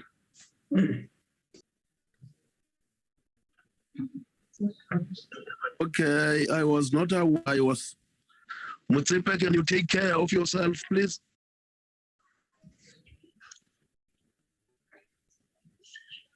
Thank you, Chairperson. Just to conclude on the last outcome of our 5-year stretch plan, it is inwardly focused as a PSC. We want to ensure that all our data collection platforms, not only in terms of the data warehouse, which is housed within our Program 3, monitoring and evaluation, but our integrated grievance and complaints management system is properly aligned in order to ensure that we provide accurate data as we analyze the trends and practices within the public service. Of course, by year 5, we also want to ensure that there's 60% improvement in the implementation of the PSC's recommendation.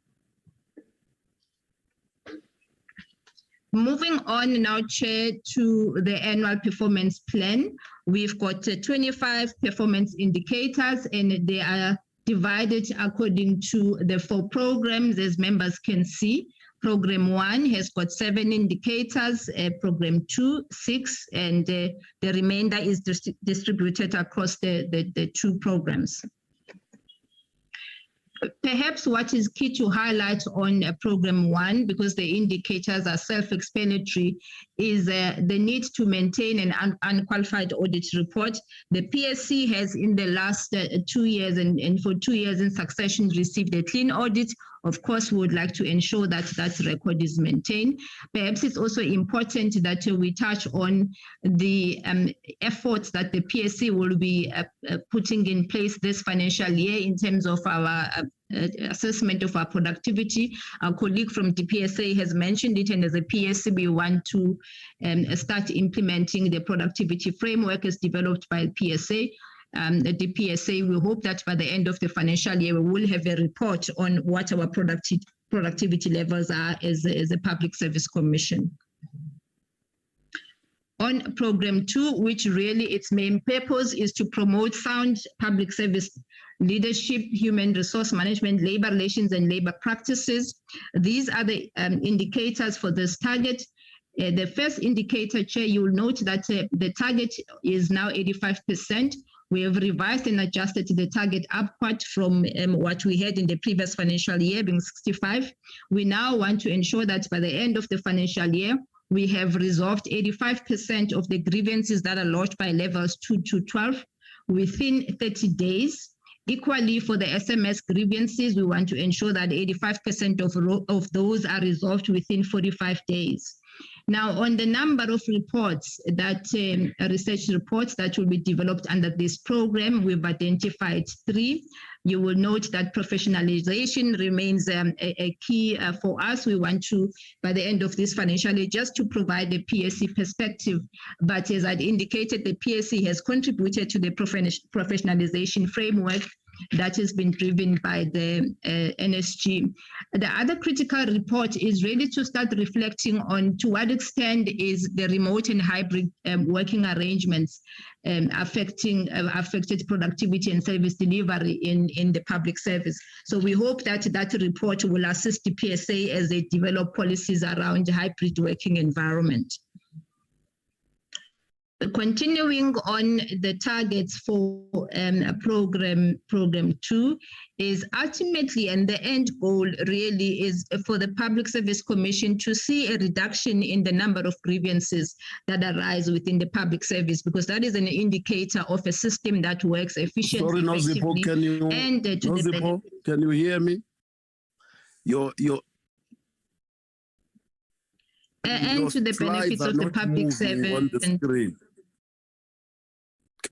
Can you address that, Nosipo, please? The slides are not moving on the screen. Can you please address that? Yes, Chairperson. Okay, thank you, Chair. It was moving in hours, but perhaps just to finish off, Chair, on the targets for leadership and the practice management, is that we want to see a reduction in the grievances that are lodged with the PSC, because we see that as a measure of success and an indicator that the a public service is working for public servants. So the target at the end of the financial year is a 4% reduction in grievances that are lodged with us. We are also planning to have 10 strategic engagement on the PSC's recommendation. You would have noted earlier, I've indicated that by end of year 5, the PSC plans to have 30 engagements. And so this current financial year, we start with 10 engagements, and then we will also be producing 3 reports that really look at the management of grievances and the grievance procedure within the public service. If I may then move to program 3, which is monitoring and evaluation, its main purpose really is to focus on monitoring the effectiveness in the public service and to ensure that the functionality of the public service through institutional and service delivery evaluations work. The target in terms of what we plan to do on the change systems and processes, the acting chairperson has indicated that part of our mandate is to monitor within the public service the effectiveness and efficiencies as the Constitution dictates.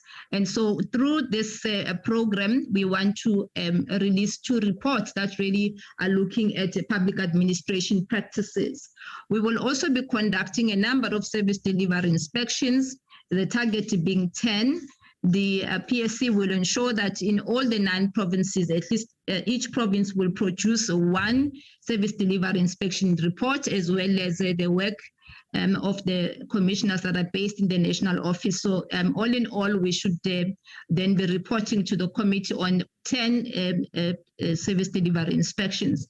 What's also critical about the work that will be done under monitoring and evaluation is interaction with communities and to ensure that we have an active citizenry.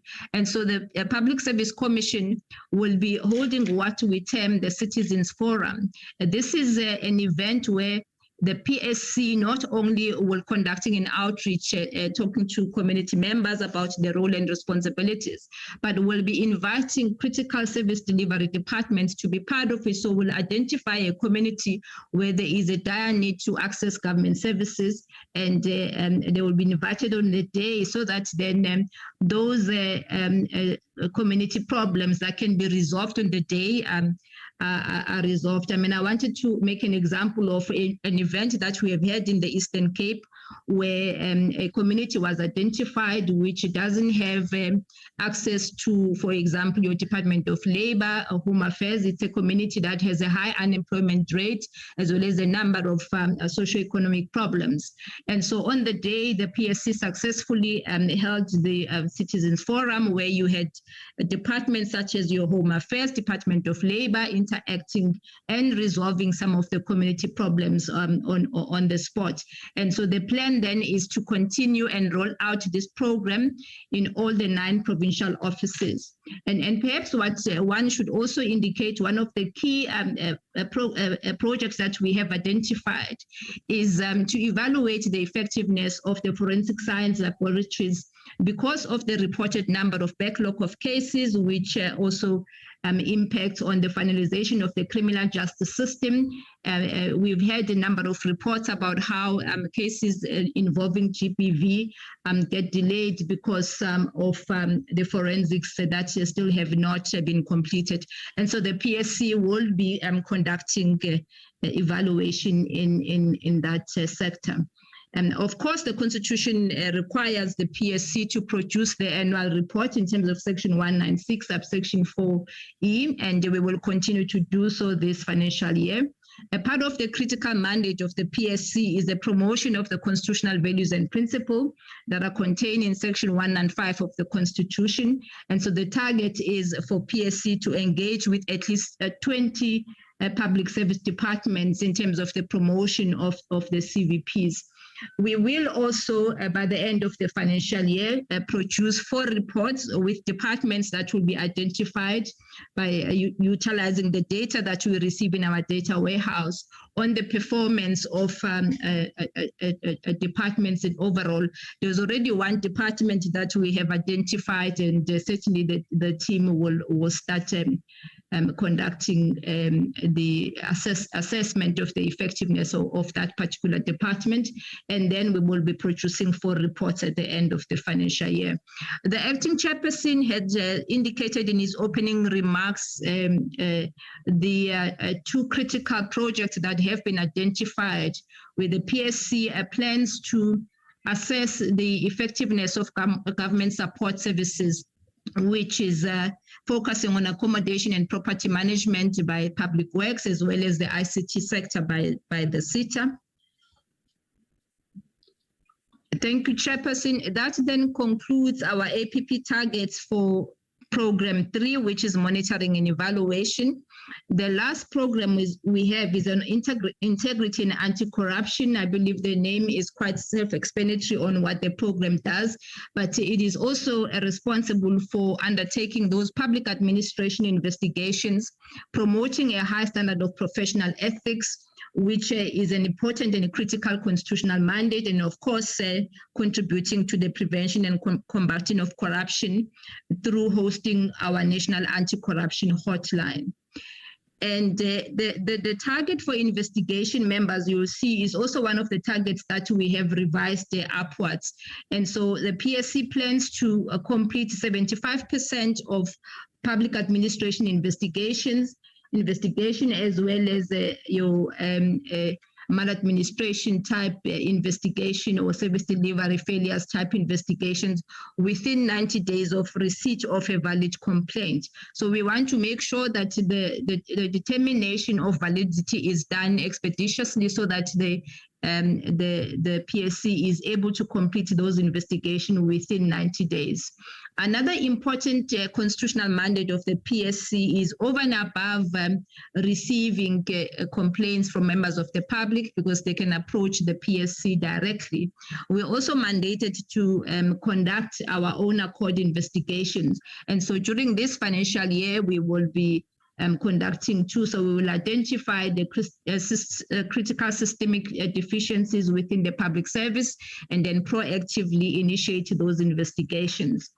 And on the implementation of the ethics framework, we will of course continue to produce the annual reports as it is expected on a financial disclosure framework, the management of complaints during, including the complaints that are received under the National Anti-Corruption Hotline, and of course the financial misconduct complaint.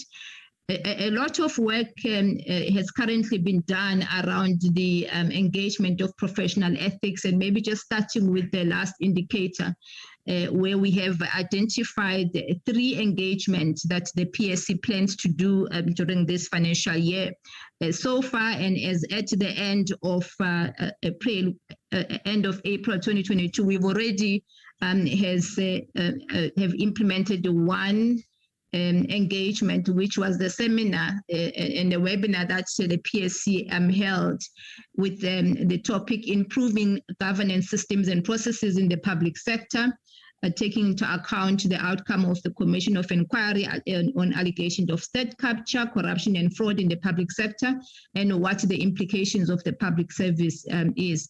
This was quite a successful event because we had members of academia, the leadership, senior leadership in government. We had civil society, as well as institutions supporting democracy, all of them reflecting on what is it that needs to be done to ensure that the governance system and ethical failures within a government is improved. We'll of course be continuing through the work that we do to promote the adherence to professional ethics within the PSC. Thank you very much, members, for that opportunity. I'd like to call my colleague, the Chief Financial Officer, just to take us through on the budget and expenditure estimate. But before he comes in, perhaps it's just important for me to give this a quick synopsis on what our budget for 2023 looks like. We have a total budget of just a little over 288 million, of which 75% is allocated to compensation of employees. If members can also take note that the compensation of employees. Sorry for interruption. Slalo, we don't Okay, see. Honorable Minister. You have been complaining about us, the slides not moving. We are not seeing it. It's getting into another presentation. We are not seeing the slides. Yeah, I've addressed that, but there is no movement in that regard. I don't know what's the problem. Because of Professor Whoever is controlling this must make the slides move. It's because Professor Figani talked about ICT in government, which is one of the worst things. Okay, maybe somebody can help us.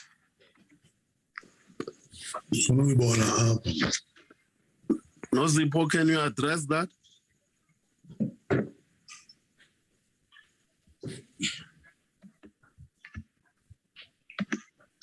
Just leave it. Okay, Chairperson, yes, we are indeed trying to address it. Okay.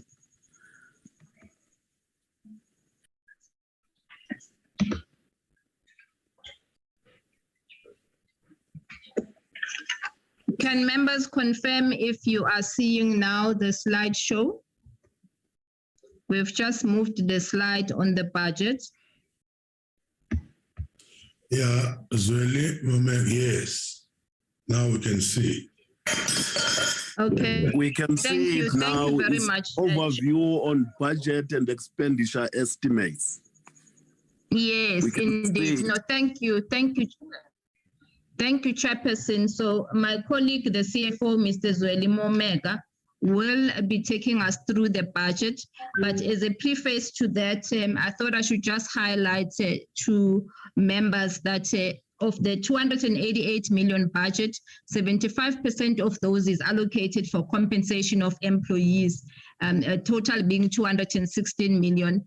And the 24% of the budget is really on goods and services. As you know, the PSC is a knowledge-based organization. We do the work ourselves, and so that's why a large percentage of our budget goes to compensation of employees. But of course, because of the big establishment in terms of having the provincial footprint, our goods and services budget also goes to paying for the operations in the provinces. Chairperson, I would like to thank members for the opportunity and request my colleague, the CFO, to take us through the rest of the slides. Thank you. Zweli?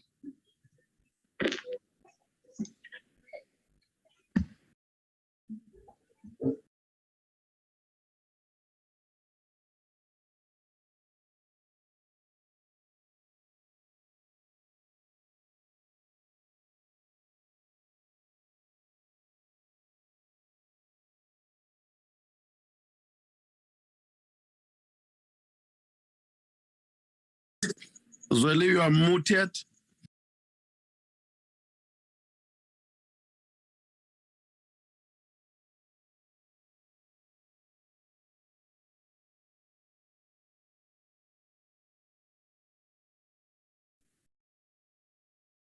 Unmute yourself, Zweli.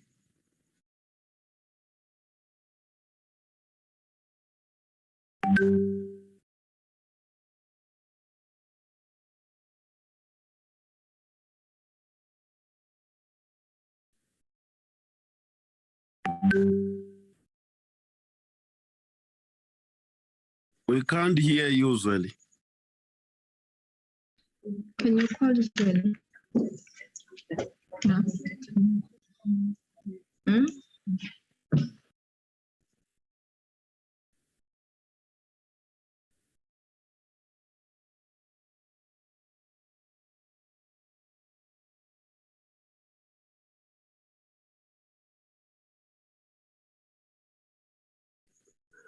And there's going to be a load shedding at 5 o'clock. We will have more problems.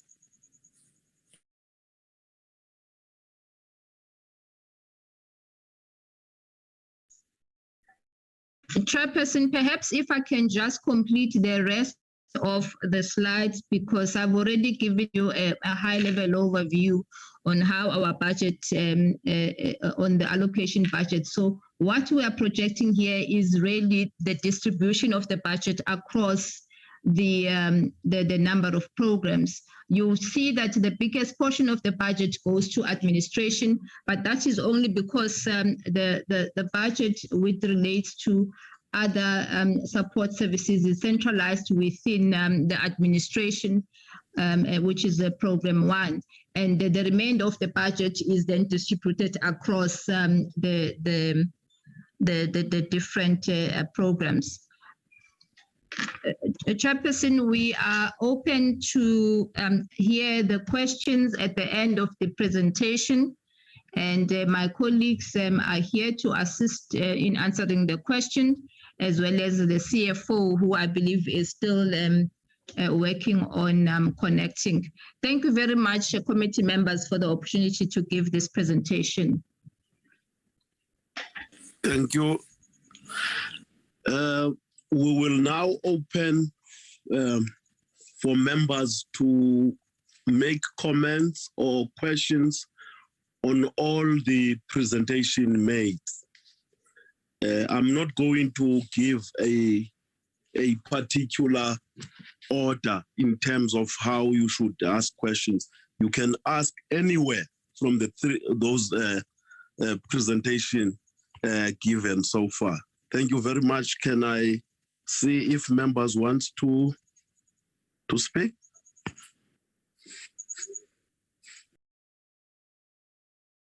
My hand is up, Chair.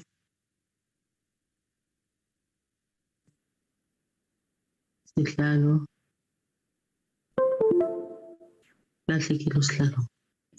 I can see you, Honorable Kibi. Yes, Chair. May and I? Then it will be Honorable Maneli after you and Honorable Gondwe. Thank you, Honorable Chair. Good afternoon, and afternoon to all the members and the colleagues. Let me appreciate the presentation by the presenters. Honorable Chair, I'm on NSG. I just want to know, does development of an NSG qualification mean that the school will be commencing with awarding certificates or degrees on its own without collaboration with other institutions of higher learning? My next one is, if the present vacancy rate is due to budget ceiling on compensation of employees, how will the school fill the vacancies it presently has? The next one is, has the school determined whether or not it derives value for money by hosting thought leadership platforms or seminars? If so, what is the value of that? On DPSA, Honorable Chair, is it not too late to table the upcoming bills in Parliament by the fourth quarter of 2022-23 instead of earlier, so that by the end of 2023, this will be operational already? What is the rationale behind the decision? My next one is, what are the challenges that led to the need to revise the human resource management and development strategy? Was a buy-in sought with organized labor, and what was their response? The next one is, what will happen to employees who occupy positions in which they fail the job competency framework? My last one on UTPS Chair will the guidelines on lifestyle audit be watertight and thorough about employees living above their pay structure, as well as to not embarrass employees inheriting financial and property benefits from their parents or family or whoever that they can inherit something from.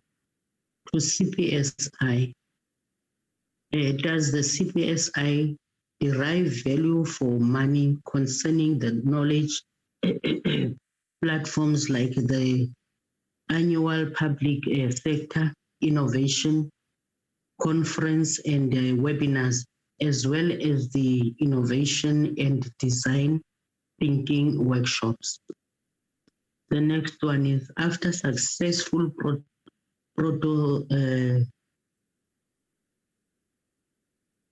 typing of a virtual to song center and a service monitoring system that happened in the Northern Cape, will this innovation also be targeted at deep rural areas where people travel long distances to access public services?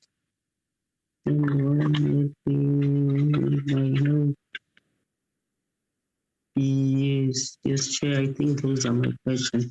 Thank you, Chairperson. Sorry, maybe I might not be quite clear. It's not very easy to speak. Thanks, Chair.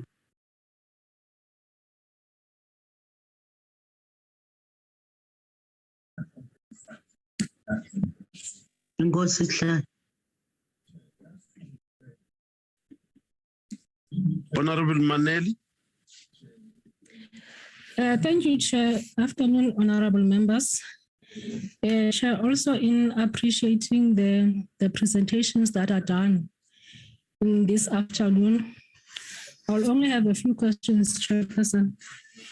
Probably with the National School of Government, with this ICT business solution that enables NSG operation being put in place, is the school becoming comfortable with digitization of learning platforms if these were to be the only available ones to execute the school's mandate? Also, in terms of the NSG brand and marketing strategy, what is entailed in the brand and marketing strategy? My last question, Chair, will be in terms of the CPSI. Will the research study on the state of public service delivery focus on identified departments or the entire public service? Is 1 year enough to conduct such a massive study? Thank you, Chairperson.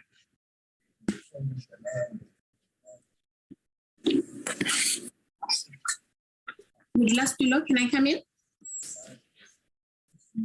Chairperson? Chairperson? Yes, you can come in, Honorable Kondo. Thank you, Kyaleboha. I have a number of questions for the NSG, DPSA and the Public Service Commission. Let me start with the NSG. I'm encouraged to see that in their mission, they aim to empower public servants to be responsible to the needs of citizens and government priorities.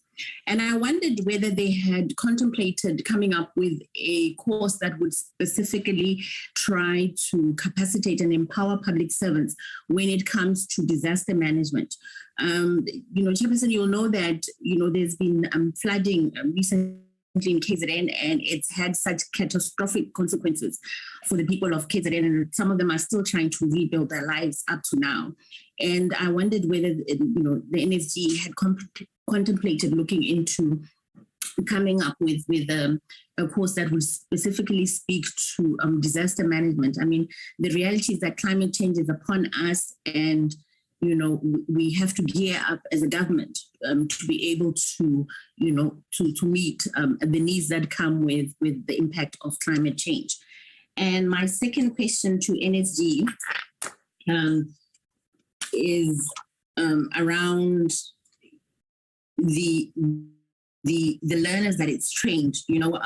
For example, it indicates in its presentation that it's trained 43,411 learners against an annual projected target of 26,040, which denotes to 166% achievement. And also trained 44,498 learners against an annual projected target of 38,270, which denotes 116% achievement again.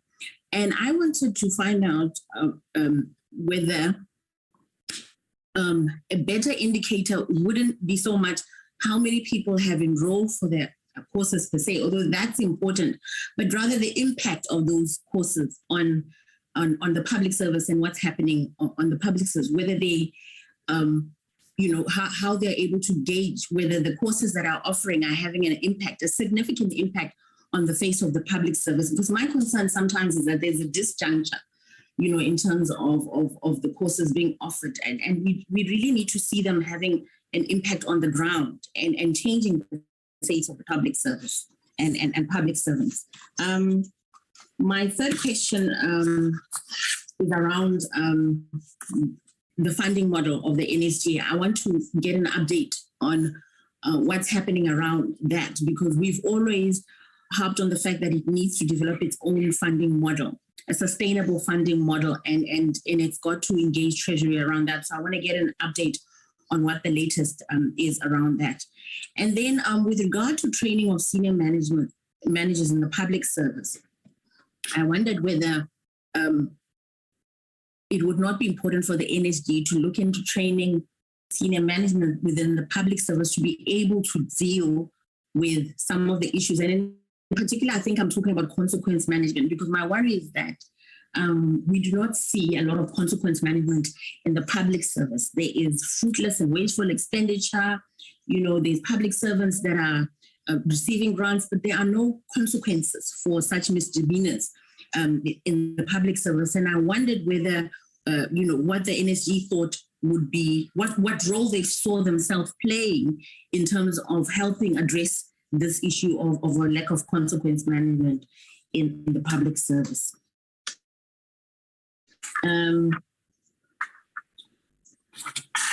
Okay, all right. And then my next set of questions are directed towards the Public Service Commission. Under the discussion of the budget and expenditure estimates for the 2020-2023 financial year, they indicate in their presentation that 75% of the allocated budget goes to the compensation of employees. This effectively means that the remaining 25% is then, left for other things. And I wondered whether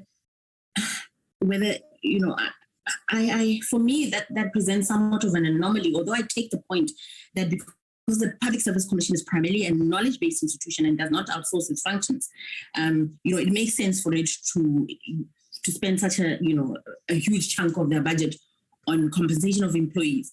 But I'm worried because it's an institution that carries a very important mandate. And I wonder whether the remaining 25% is really enough for it to be able to carry out, its other functions in terms of its mandate. And then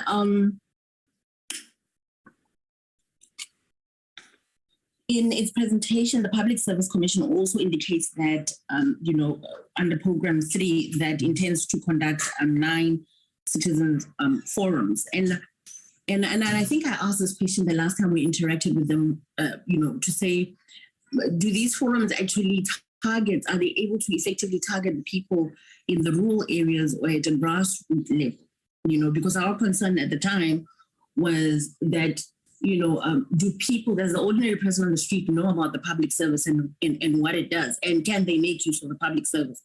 And so I just want to impress upon them that these citizens forums have to be far-reaching and have to drill down to right to the bottom, so that the ordinary person on the street knows about the public service and what its mandate is and can make use of it. And then my last question for the Public Service Commission is, it indicates that for the 2020-2023 financial year, it intends to produce 4 articles on the promotion of professional ethics. And I wanted to find out what, who the audience is for those articles, because my worry is that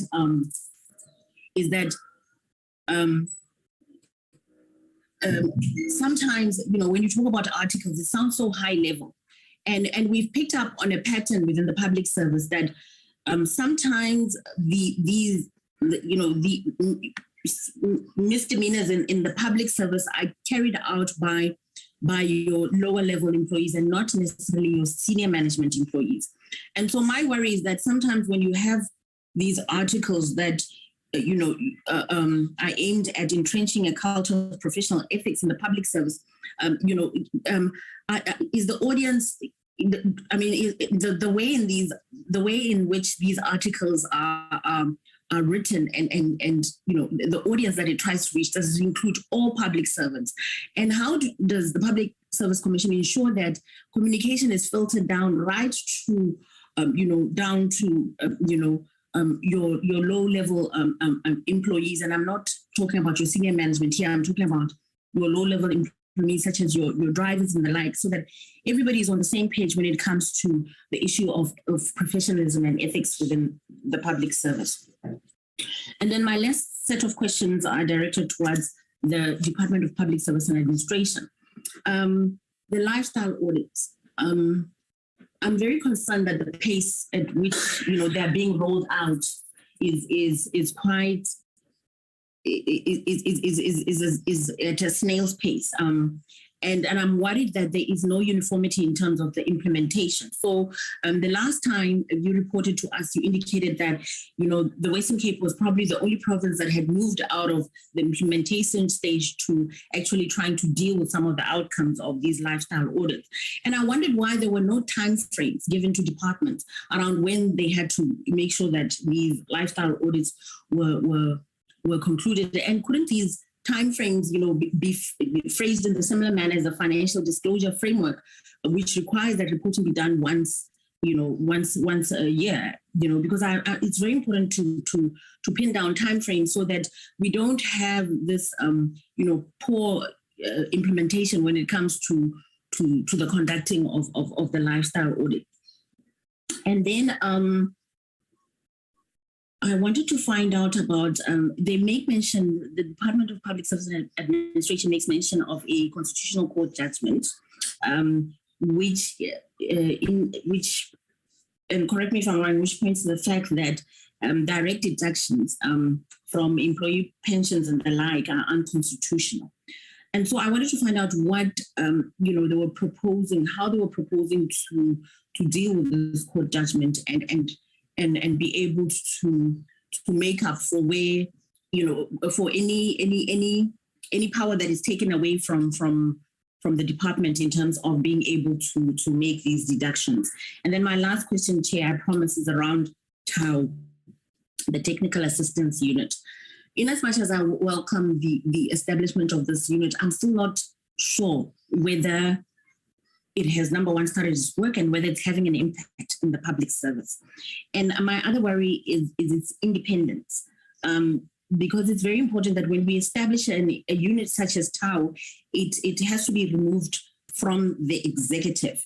And I often wonder whether it's rightly placed within Department of Public Service and Administration, whether it's not better placed maybe in the Public Service Commission and the like. But I'm a bit worried about the independence of TAU as a unit, and as well as whether it's having an impact on whether it's able to assist where it needs to assist. I know that it was helping in relation to the issue of public servants having received the SRD grant, and it's been playing a role there. But I think, I wish that more noise could be made about its work and where it exists since its establishment and the like. Thank you very much, Chairperson. Honorable Ntuli. Thank you, Chairperson. Greetings to the meeting, and all protocol is observed. Chair, the previous speakers had covered me. Makibi touched on a number of things that I had jotted down here. And let me highlight the few DPSA, we commend DPSA in terms of strengthening the bargaining council, hoping that it will reduce strikes and also that led to the into jeopardizing the economy of the country. But one want to check something.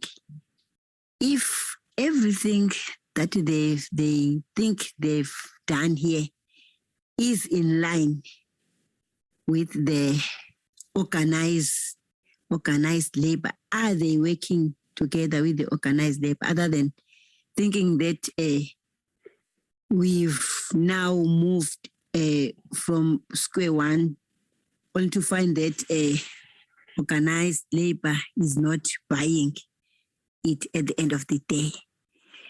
Then coming to the lifestyle audit and ethical officers paired with government officials that are doing business with government. I want to check something here. The reviewal. Are there any reviewal of policies which are going to assist the ethical officers when dealing with these cases?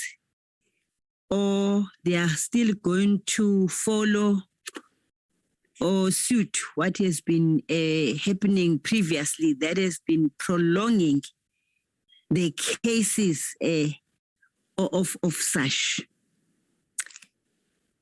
Hence now, this lifestyle audit, this doing business with government, people will do it knowing that, okay, the case will be there, but I would have done it. Yeah. Then to PSC, I want to check, after all the good work that they are doing, when are they going to be hands-on and have teeth, other than waiting for the department's actions? Because they work, they do a lot of good work, and that work is going to be parked and or shelved by the departments. Are there any attempts for PSC to have teeth? Then NSG, we commend NSG for the programs that they've developed. But I wanted to check in terms of e-learning as to how is it working with the rural areas? Because up to now, it's clear that there are still places where IT is still a problem. And secondly, in terms of the level of vacancies, I wanted to check as to how do they balance their work vis-a-vis these vacancies. Isn't it these vacancies impact a battle on the good work that they are doing? Thank you, Chairperson. Thank you, Honorable Nduli. Can I give the platform to DPSA first to answer the question raised to them? DPSA, did you note any question raised to you? Yes, sir. Yes. Yeah, you can answer them. Okay. Minister, No. did you want? Oh. Continue, Linda. I'll come after you. Okay, thanks, Minister. So the first question was whether it is not too late to table the amendments to the bills by the fourth quarter of 2023, if I heard it correctly. I think we have reported to the Portfolio Committee as part of our quarterly reporting that we experienced some challenges on the consultation, especially with labor at council. So one of the challenges was that we had given labor an opportunity to give their inputs, but they required more time. And during that period, we had also tabled the bills to the NEDLAC process. So this targeting is just for us to be on the safe side, even though in terms of our own assessment, we might be able to conclude all the consultations, including revisiting the NEDLAC process before the end of the fourth quarter. But I think we have targeted this way based on our experiences in the previous year, where we have said we would conclude consultations, but we've realized that we can't predict how long the consultations will take. But the matter has been brought to the attention of the minister and the previous minister, where we have since engaged labor just to ask them to stick to certain timelines so that we are able to go back to NEDLAC if there's substantive inputs that will be made by labor. So in our heads, we think we'll be able to table sooner than the fourth quarter, but we've just targeted this way so that we are just safe in case we have the same experiences. The next one was what will happen if employees fail the job competency assessments. As I had indicated, we are still in the process of doing research and also then developing the framework. However, what I can bring to the attention of the committee is that if we look at the current competency assessments for senior managers, I will not use the word fail, because the intention of that is that when you are appointing a senior manager, the approval authority must give due consideration to the recommendations or the assessment. However, these assessments at this moment are only used for training of the people that we are appointing, so that as part of their initial training, when they get to the department, they can close those gaps. But they are also used just to bring to their attention, if it's the DG who is appointing or it's the minister, that in terms of the 4 competencies for senior managers, this person that you are considering to appoint is weak on this and this. The example that I always use is that, notwithstanding the fact that the outcomes of that assessment must not be used to decide whether or not you appoint, but it is important in considering for appointment. If, for example, you have taken a CFO or a person you want to appoint as a CFO, one of the things they test is financial management. And if that person fails the assessment on financial management, then the appointing authority must really apply their minds that, can you really appoint somebody who has failed in the core competence that you are appointing them on? So I think with the job competency framework, once the framework has been developed, we'll then look at what are the implications for implementation. Is it going to be implemented for training and development, or is it going to be used in the decision making for employing? So I think, Chair, if there is a keen interest on how this is going to work, I think we can maybe request the committee to bring us back to give a detailed presentation of what is the intention and how it would be implemented. There were 2 questions on the lifestyle audits.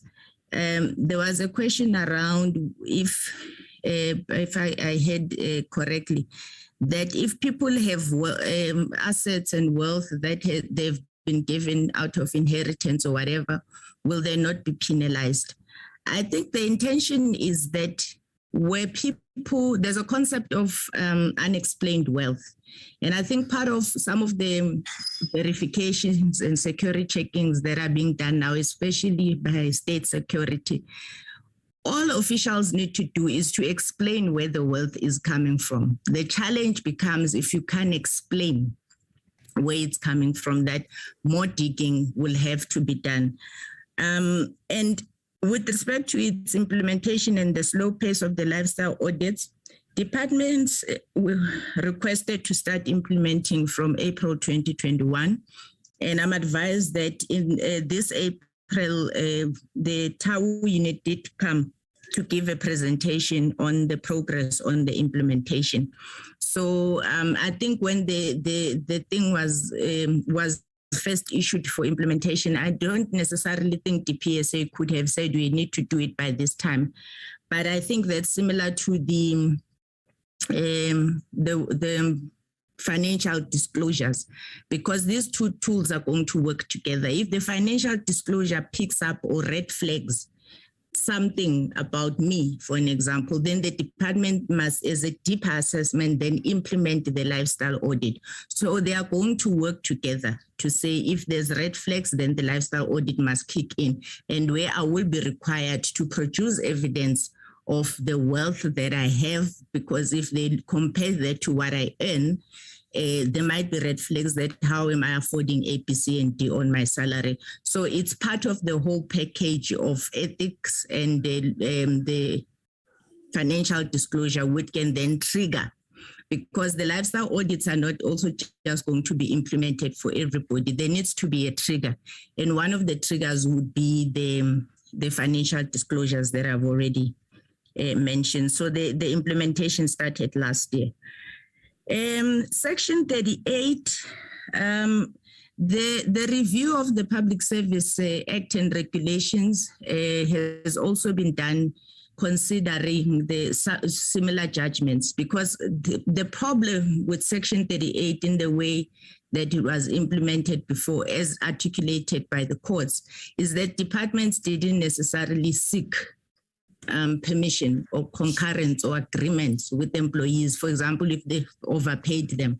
So the review, especially the court judgment, says there needs to be an agreement with the employee, because sometimes departments would see that they've paid me an extra 50,000 and in my next salary they take that 50,000 without entering into agreement with me and making sure that yes, I have to pay, but it has to be in a way that doesn't have a negative impact to the official. So that's how we have dealt with the court judgment in respect of revising Section 38. TAU, as per the PAMA, reports directly to the minister, but it is independent of the PSA. And the issue is that TAU's independence must also be looked within the context of the fact that TAU is not mandated to conduct investigations. So their mandate is about providing the technical support and advice on issues of ethics and discipline, but they don't have the mandate to do investigations. That is still delegated by the Act to HODs and to the president when it comes to HODs. So it's not taking away that investigation responsibility of departments when they deal with discipline. Hence, the issue of its independence in this context is not an issue, because they, for example, if TAU is located in DPSA, whether structurally or for budget purposes, can it also investigate officials? So the issue of independence does not apply, because their mandate is not to do investigation. It's more a technical, and that's why it's called a technical support institution. Lastly, and I will invite my other colleague, Unyiko, to respond to the last two that I've noted. But with respect to the HRD strategy, the first HRD strategy for the public service was done in 2002. There was another one that was done in 2016. So that's a part of the normal review of our frameworks and policies as the PSA. So this is what necessitated us to do the reviewed strategy and present it to Cabinet. In this time around, the Cabinet said, no, let's not just focus only on HRD. Let's look at the entire value chain of human resources management and development. So it came out from just a normal, it was due for review anyway. I would request Nico to speak on the question of us working with organized labor. I didn't capture it correctly, but I wanted him to also add on the HRD strategy if he has any further inputs, but also to answer the question about us working with organized labor. Thank you, Chair. I'll be reminded if I didn't respond to everything. Chairperson, before you... Thank you. Can I give you the Honorable Minister? Because my apologies, colleagues, because I have another session now, starting at 5 of employee.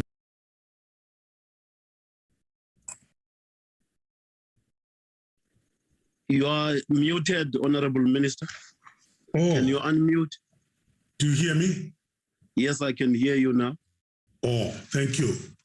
I thought, Chairperson, I must just weigh in on the issue which the acting DG has raised of the lifestyle audit. Just to indicate that these are just tests that are performed to determine if the lifestyle of a particular employee is commensurate with that person's known income. That's very important. And there's a variety of a database which is collected on information, which is able to give what others call a snapshot into certain aspects of the life of that particular employee. And it might not be just employees, including us as public representatives. These include the credit information, issues of the bad debt, and including all the businesses which must be declared, including what was raised by the honorable member, what you might have inherited. And this also includes the properties, it might be the vehicles, it might be assets and investments. Some of them are offshore, people are able to hide these things. But it also looks into the associates. And I think the intention is not malicious. The intention is to curb fraud and corruption and what you called unethical conduct. And it's part of a risk management strategy. And clearly, all you have, including what you have inherited, must be declared. That's the intention. I've inherited a homestead with lots of sheep, but now those sheep are gone because I'm on the border of Lesotho and the old Transkei. Nothing is left there because of theft. But I thought that it's very, very important that this should not be seen as negative or trying to be punitive. It's to ensure that people are open and transparent about what they are owing. What they are owning. Thank you very much. Thank you very much, Chair. Thank you, Honorable Minister. Who is still outstanding? Can I go to NSG if all questions of DPSA are answered? NSG, can you take the platform and answer questions directed to you? Chair, the bargaining, the strengthening of bargaining council, is it in line with the organized labor? So okay. Yes, you are right, Honorable Nduli. Can that be answered, Honorable Minister? You're talking about the current bargaining.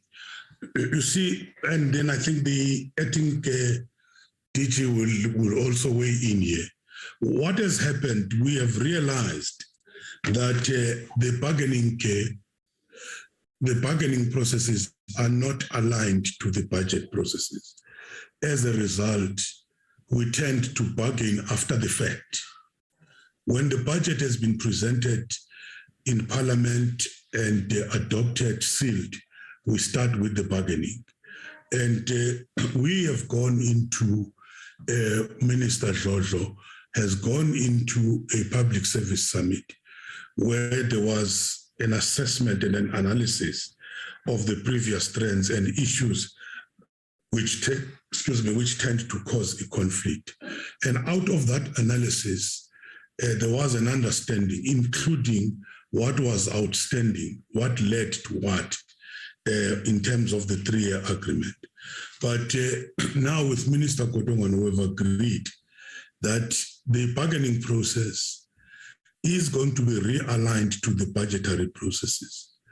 We have started the negotiations just for 2022 and focusing on the salary increases. And the intention then is to say, if it works well by the end of June, we must have completed the salary negotiations for 2022-23. Then we start the real negotiations for 2023-24, and which will then feed into the budgetary processes. And we want to start those in July. They must go parallel to the budget process so that as and when the Minister of Finance presents his medium term and the final budget at the beginning of the year, it's also informed by some of the agreements we might have reached. We think that we've been able to have discussions and talked about various problems or mistakes which have been made before. But there's one thing which maybe DDG, the acting DG, can be able to explain. There's this narrative that it was us who went to court. But you look at all the papers, we were the respondents who had been taken to court by the unions, by some of the unions, and we had to respond to that. We rushed into court. It was not true. And by the way, there was no way that we could not. We hope now with Minister Kodongwana, because we've had political engagements with the leadership of the public sector unions, and to open up and say, this is where we are, this is the economic outlook, do your own analysis and say what can be affordable. Because it's well and good to say we're not giving. The challenge in the country now is employment of more than 13 million people. And I think the question is, do you give more salaries to those who are employed and forget about those who are unemployed? Or is it a balancing act? And I think that question is a question which all of us have to deal with in bargaining, and what are going to be the compromises. Hence, even this idea of a social compact as to where all of us can be able to make compromises. But I'm not sure if I was answering the question, but maybe acting DG can be able also to weigh in on this one. Acting DG? Yes. Thanks, Minister. I think Minister has answered the question.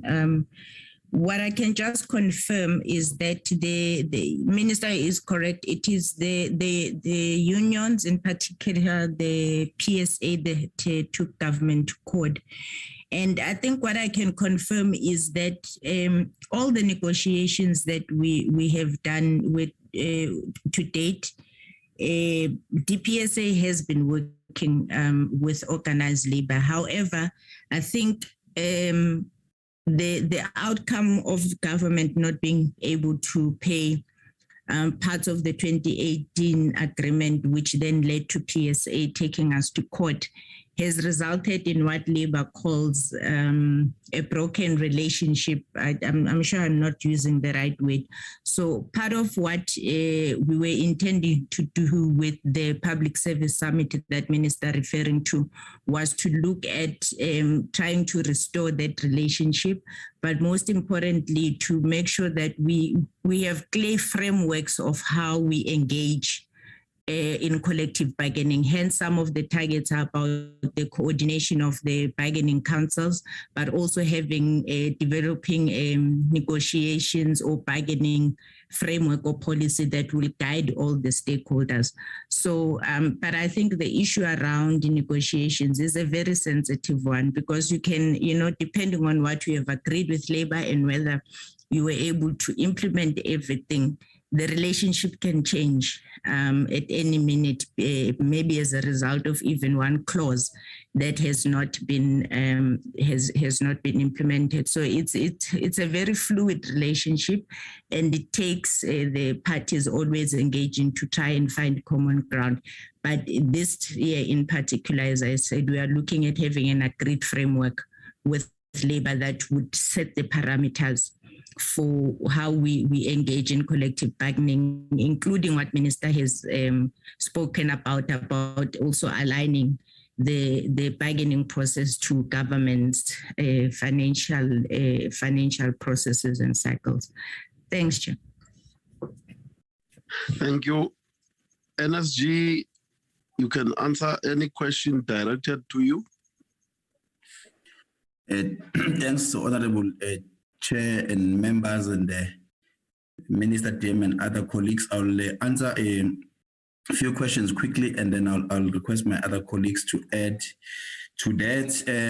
Starting with a question perhaps around the brand and marketing strategy.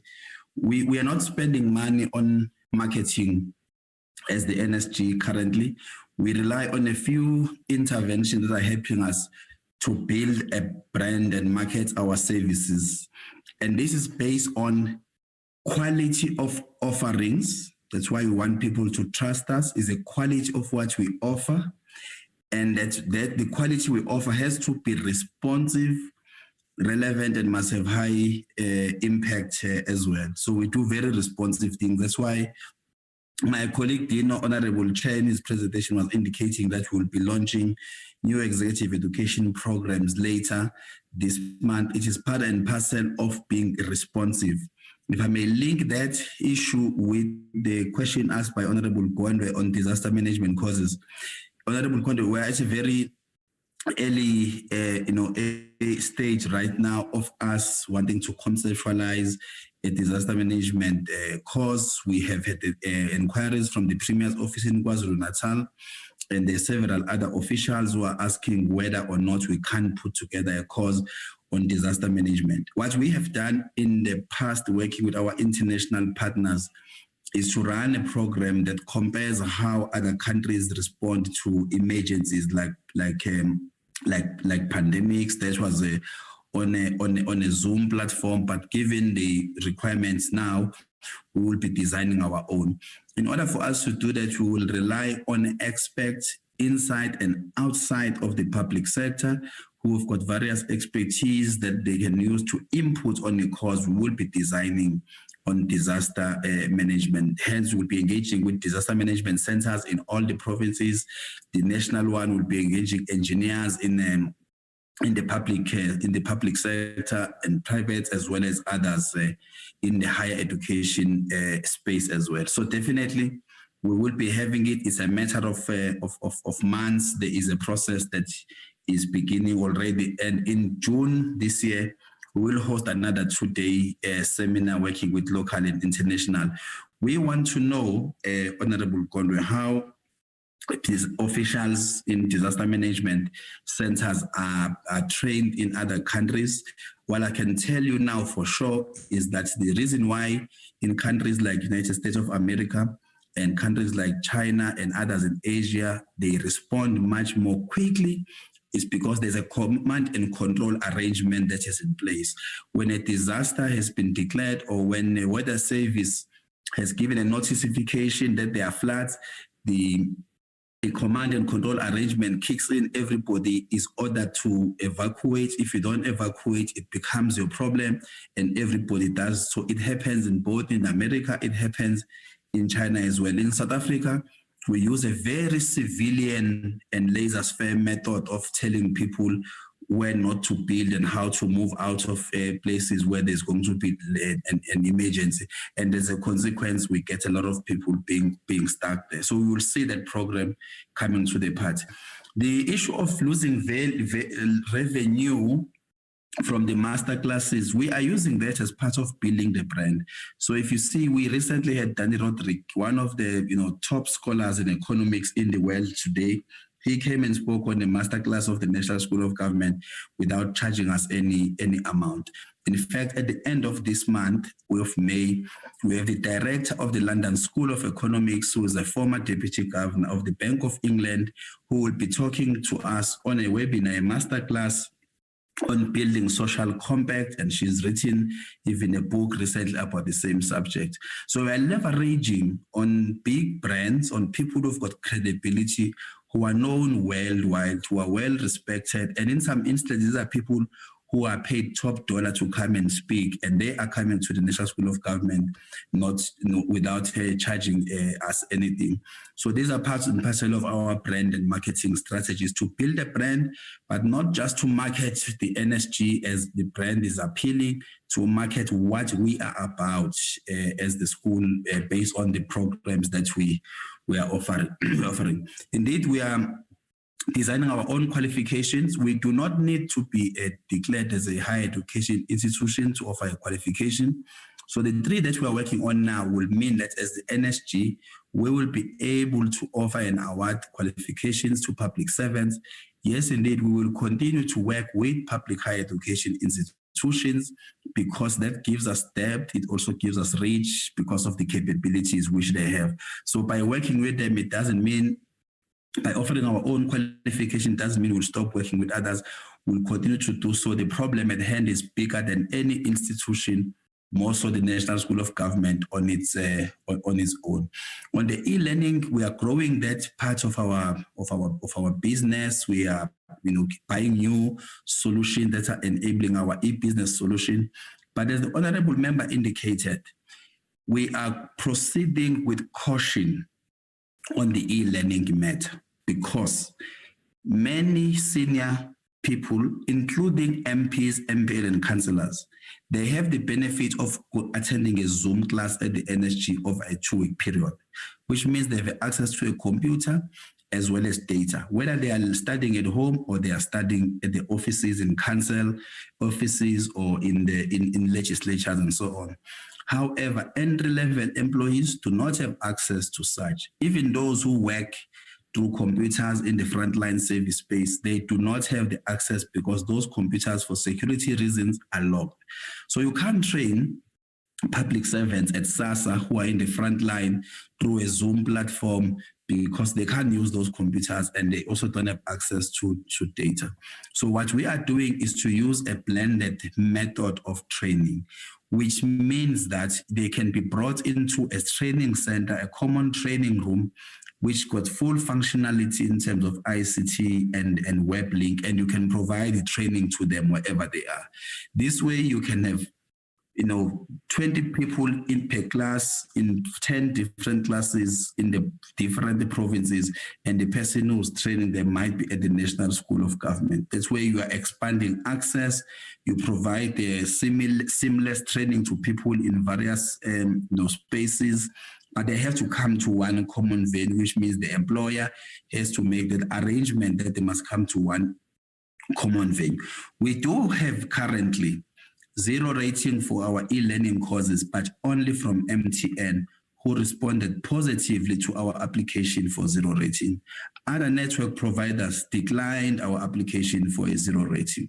0 rating, honorable members, matters a lot for us in a sense that if you 0 rate our e-learning courses, it means a police officer, a nurse, a teacher, a worker at SASA, a receptionist in a municipality can do an ethics course on a Saturday or Sunday or at evening without having to worry about buying their own data in order for them to do an ethics course or no and leave your constitution. So we are pursuing this matter with the telcos. We do believe that we have a strong and a compelling case to make, and once you get 0 rating, you'll get a lot more public servants doing, and the majority of these courses are actually free. Therefore, when you 0 rate them, you eliminate barriers to access. So that's how we are proceeding on the issue of digitizing the work that we do as a national school of government.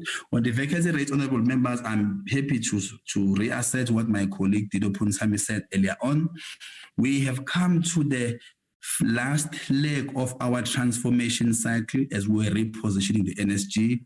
We have worked very collaboratively with all the employees and stakeholders at the NSG, including with organized labor. Therefore, we are now in a position to advertise the vacant positions. There was a match and place process was underway, so you couldn't fill a position through an open advert before you complete the process of a match and place internally. We had a staff meeting, for example, last week where we were acknowledging the fact that the NSG colleagues, in spite of these vacancy rates, are able to work and beyond the call of duty, and they were not complaining that they couldn't perform as a consequence of the vacancies that we have. So we are now advertising a lot of posts. We are filling those posts. We think that in the next 4 months, we will have gone a long way. And we do appreciate that the colleagues did not complain or protest that they were being overworked as a consequence of these. Now, the last question I want to answer, Honorable Member, I think it was gone, was about the impact of what we do. Honorable Member, it's a very important question you are asking, in the sense that we captured indicators on enrollment, how many people are registered, we capture how many people have completed, and then we are raising the issue of impact. For each of the courses we do, especially those that are done online, there's a survey that you must do. If you do a course online, it will not issue a certificate unless we have completed the survey and where you rate the course itself and its impact. The common response we get from majority of employees is, yes, they appreciate, they think the course was of high quality. However, some of them say, in my workplace, I don't think I'll be able to apply this, what I have learned, which means that to the extent that we are empowering public servants to do things better and differently, even if you train them to be the best in working in the supply chain management system, if in a department there is no proper leadership and the ecosystem does not encourage, prudence and working within the framework of the law, those skills will then mean nothing. You can have someone qualifying as a best project manager ever can be trained anywhere in the world. However, if a department does not appreciate project management as a methodology of leading the program of delivering services to the people, if there's no leadership, there's no accountability, the ecosystem is negative, it is difficult for people to do so. So honorable member, that is part of the feedback that we are getting. Those who were learning because they needed to enhance their knowledge, system, the impact is always good. They say they can apply what they are learning. However, in certain instances, people say, where I work, the environment is very difficult for me to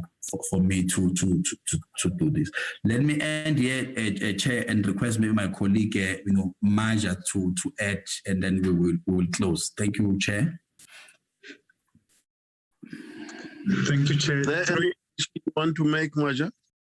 Just 2 points, Chairperson. The principal has responded to many of the issues. The one issue that the principal didn't touch on is with regards to the funding model. We have tabled proposals with the committee before and indicated to the committee that we do intend to make a proposal to Cabinet on a sustainable funding model for the National School of Government. We are hoping to have our proposals in this regard ready by the end of this month. We've been having these conversations also at cluster level. So we are hoping to be able to take to Cabinet proposals on how the National School of Government can be funded sustainably moving forward. So that is the one issue. The other issue, Chair, which was raised by Honorable Gondwe, relates to the issue of consequence management. So we do have training interventions that deal with managing of discipline. But similar to the impact issue that the principal was just talking about and the role of the employer in this regard, we are proposing as part of the professionalization framework that we add a layer that helps us to also deal with consequence management, so that the issue of consequence management is not only limited to the employer and the employee, but with the introduction of professional bodies, or what some call professional councils, we can have a way in which we mediate issues of consequence management such that it goes beyond just training. Thank you very much, Chair. Thank you, CPSI. Thank you, Honorable Chair. Thanks, Honorable Members, for the questions that you've posed to the organization. Honorable Kibi, with regard to the first question around value for money, I think as CPSI, we are using these knowledge platforms to enhance the knowledge economy, where we have to produce and use knowledge as a critical, strategy. And it's, as I said in my presentation, that innovation and knowledge management, you can't separate them. You need to look at them together. I'll give you examples of things that came out of these platforms. For instance, with the running of the design thinking workshops, we started with running workshops where you would inform public servants, these are the tools. But lately, from late last year, we started having sessions where public servants actually use the tools to solve service delivery problems. That is being done, for instance, with the Northern Cape project, the online Tusong Center. It was not just a meeting where we said, how do we solve this problem? We actually used design thinking tools to come up with a better solution. Secondly, normally after because our conference, for instance, we share case studies, we share thought leadership around public sector innovation. So you'd find that post the conference, there would be correctional services that would say, I'm interested in implementing e-learning in prisons for the inmates. And then it leads to a project. You'd have a department that would, the Department of Health or hospital that would be interested in a project that saves blood and blood products. So after the conference, we end up with a number of projects. You also end up with partnerships that come out of that. I gave an example that we invited Bangladesh to come and share their innovation journey with public servants in South Africa.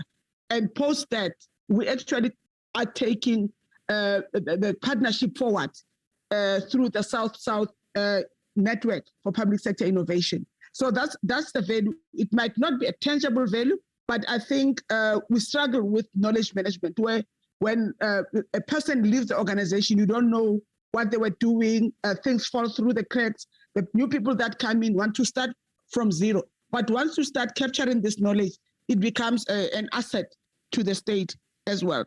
So the design thinking workshops as well, it's part of reskilling how employees or public servants should solve service delivery challenges. So it gives them those skills. That's the return on investment.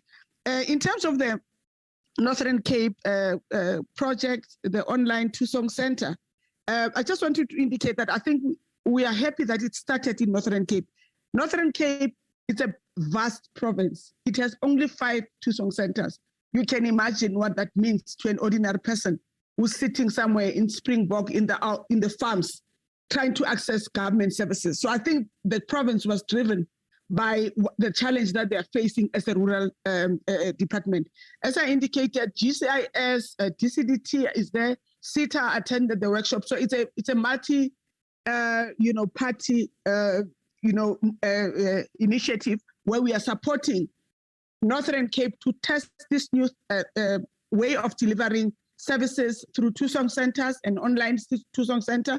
And we hope that after that, other provinces will then go the virtual way. Obviously, you don't get rid of the physical facilities. You want a multi-channel way of delivering services, so that if you want to use your cell phone You can use your cell phone. As part of the design thinking workshop, we explored having, if you remember years back, there were what we called PITs in post offices, where a person can come in. If you don't have a smartphone, you can go to a post office, or we can enter into agreement with retailers to have those screens there so that people can access these services wherever they can. So those are some of the ideas that will come, and we hope that, after you've tested and piloted fully in this province, we'll be able to move forward. Honorable Maneli, the research study that we spoke about actually started in the previous financial year. Research literature review has been done. The qualitative part has been done. We are now getting to the third phase of the quantitative part of the study. And yes, you are right, it can be done in 1 year. We realized that last year. That's why it's overlapping into this financial year. And we will share the outcomes of that study with honorable members later on. I'm not sure if I missed anything else, but I will ask my colleague Pierre to come in if there's something that I've missed. Thank you, Honorable Chair. Thank you. Is there anything she has missed, Pierre? Honorable Chair, through you, not that I can see from my note, perhaps just to also mention to honourable members that we are all working closely on the survey to align it for all spheres of government. So the question was around whether it will be the whole of the public service, and the answer is yes. We're also trying to align it with the MIMI, the Municipal Innovation Maturity Index, that is driven by the HSRC, as well as aligning it with international studies such as the Oslo Manual. And we are working closely with the OECD so that we can also benchmark against other countries in terms of the state of our innovation in the country. Thank you, Chair. Thank you. Can I now invite the Public Service Commission?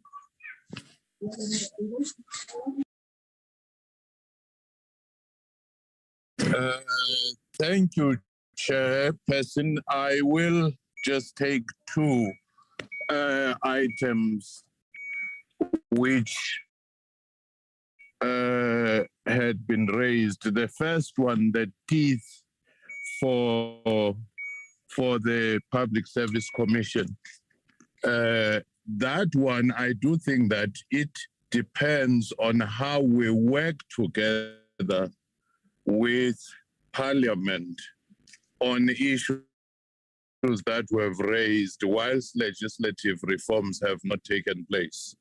But also we are beginning to work with other institutions supporting democracy, which we often refer certain cases to them, and they refer some of the cases to us.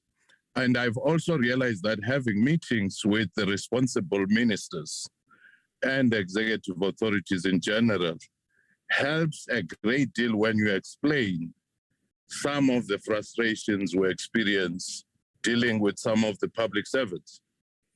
On the profile and the penetration of rural areas, I think over the last year, the PSC have been raising steadily its profile. We've analyzed public participation as well as people beginning to understand what the PSC stands for and what work it is doing. And that in itself, I do think that it's quite encouraging. And our outreach programs are held in deep rural areas, but I'll leave the rest to the DG and the CFO. Thank you, Chair. Thank you. DG, you can come in. Thank you very much, Chairperson and members. So on the question pertaining to who is the target market for the articles on professional ethics, well, first and foremost, public servants are our immediate targets because they're the ones who have to uphold the high standard of professional ethics. But ultimately, the PSC does the work in order to ensure that the ordinary citizens and members of the public experience the high quality standard of government services. And so, member, we take note of the concern, but the way that the articles are written are in such a way that they are accessible to all categories of persons, so they're not targeted to a niche market. And I suppose that will then deal with the concern about it being maybe too high level. And with regards to the question of the budget, the CFO will add, but I think it's important to note that the compensation of employees budget constitutes, first and foremost, the compensation of commissioners. The PSC has got a total of 14 commissioners, 9 in the provinces as well as 5 based in the national office. And of course, then the remainder of the budget is for employees that work in the OPSC, which is the secretariat for the commission.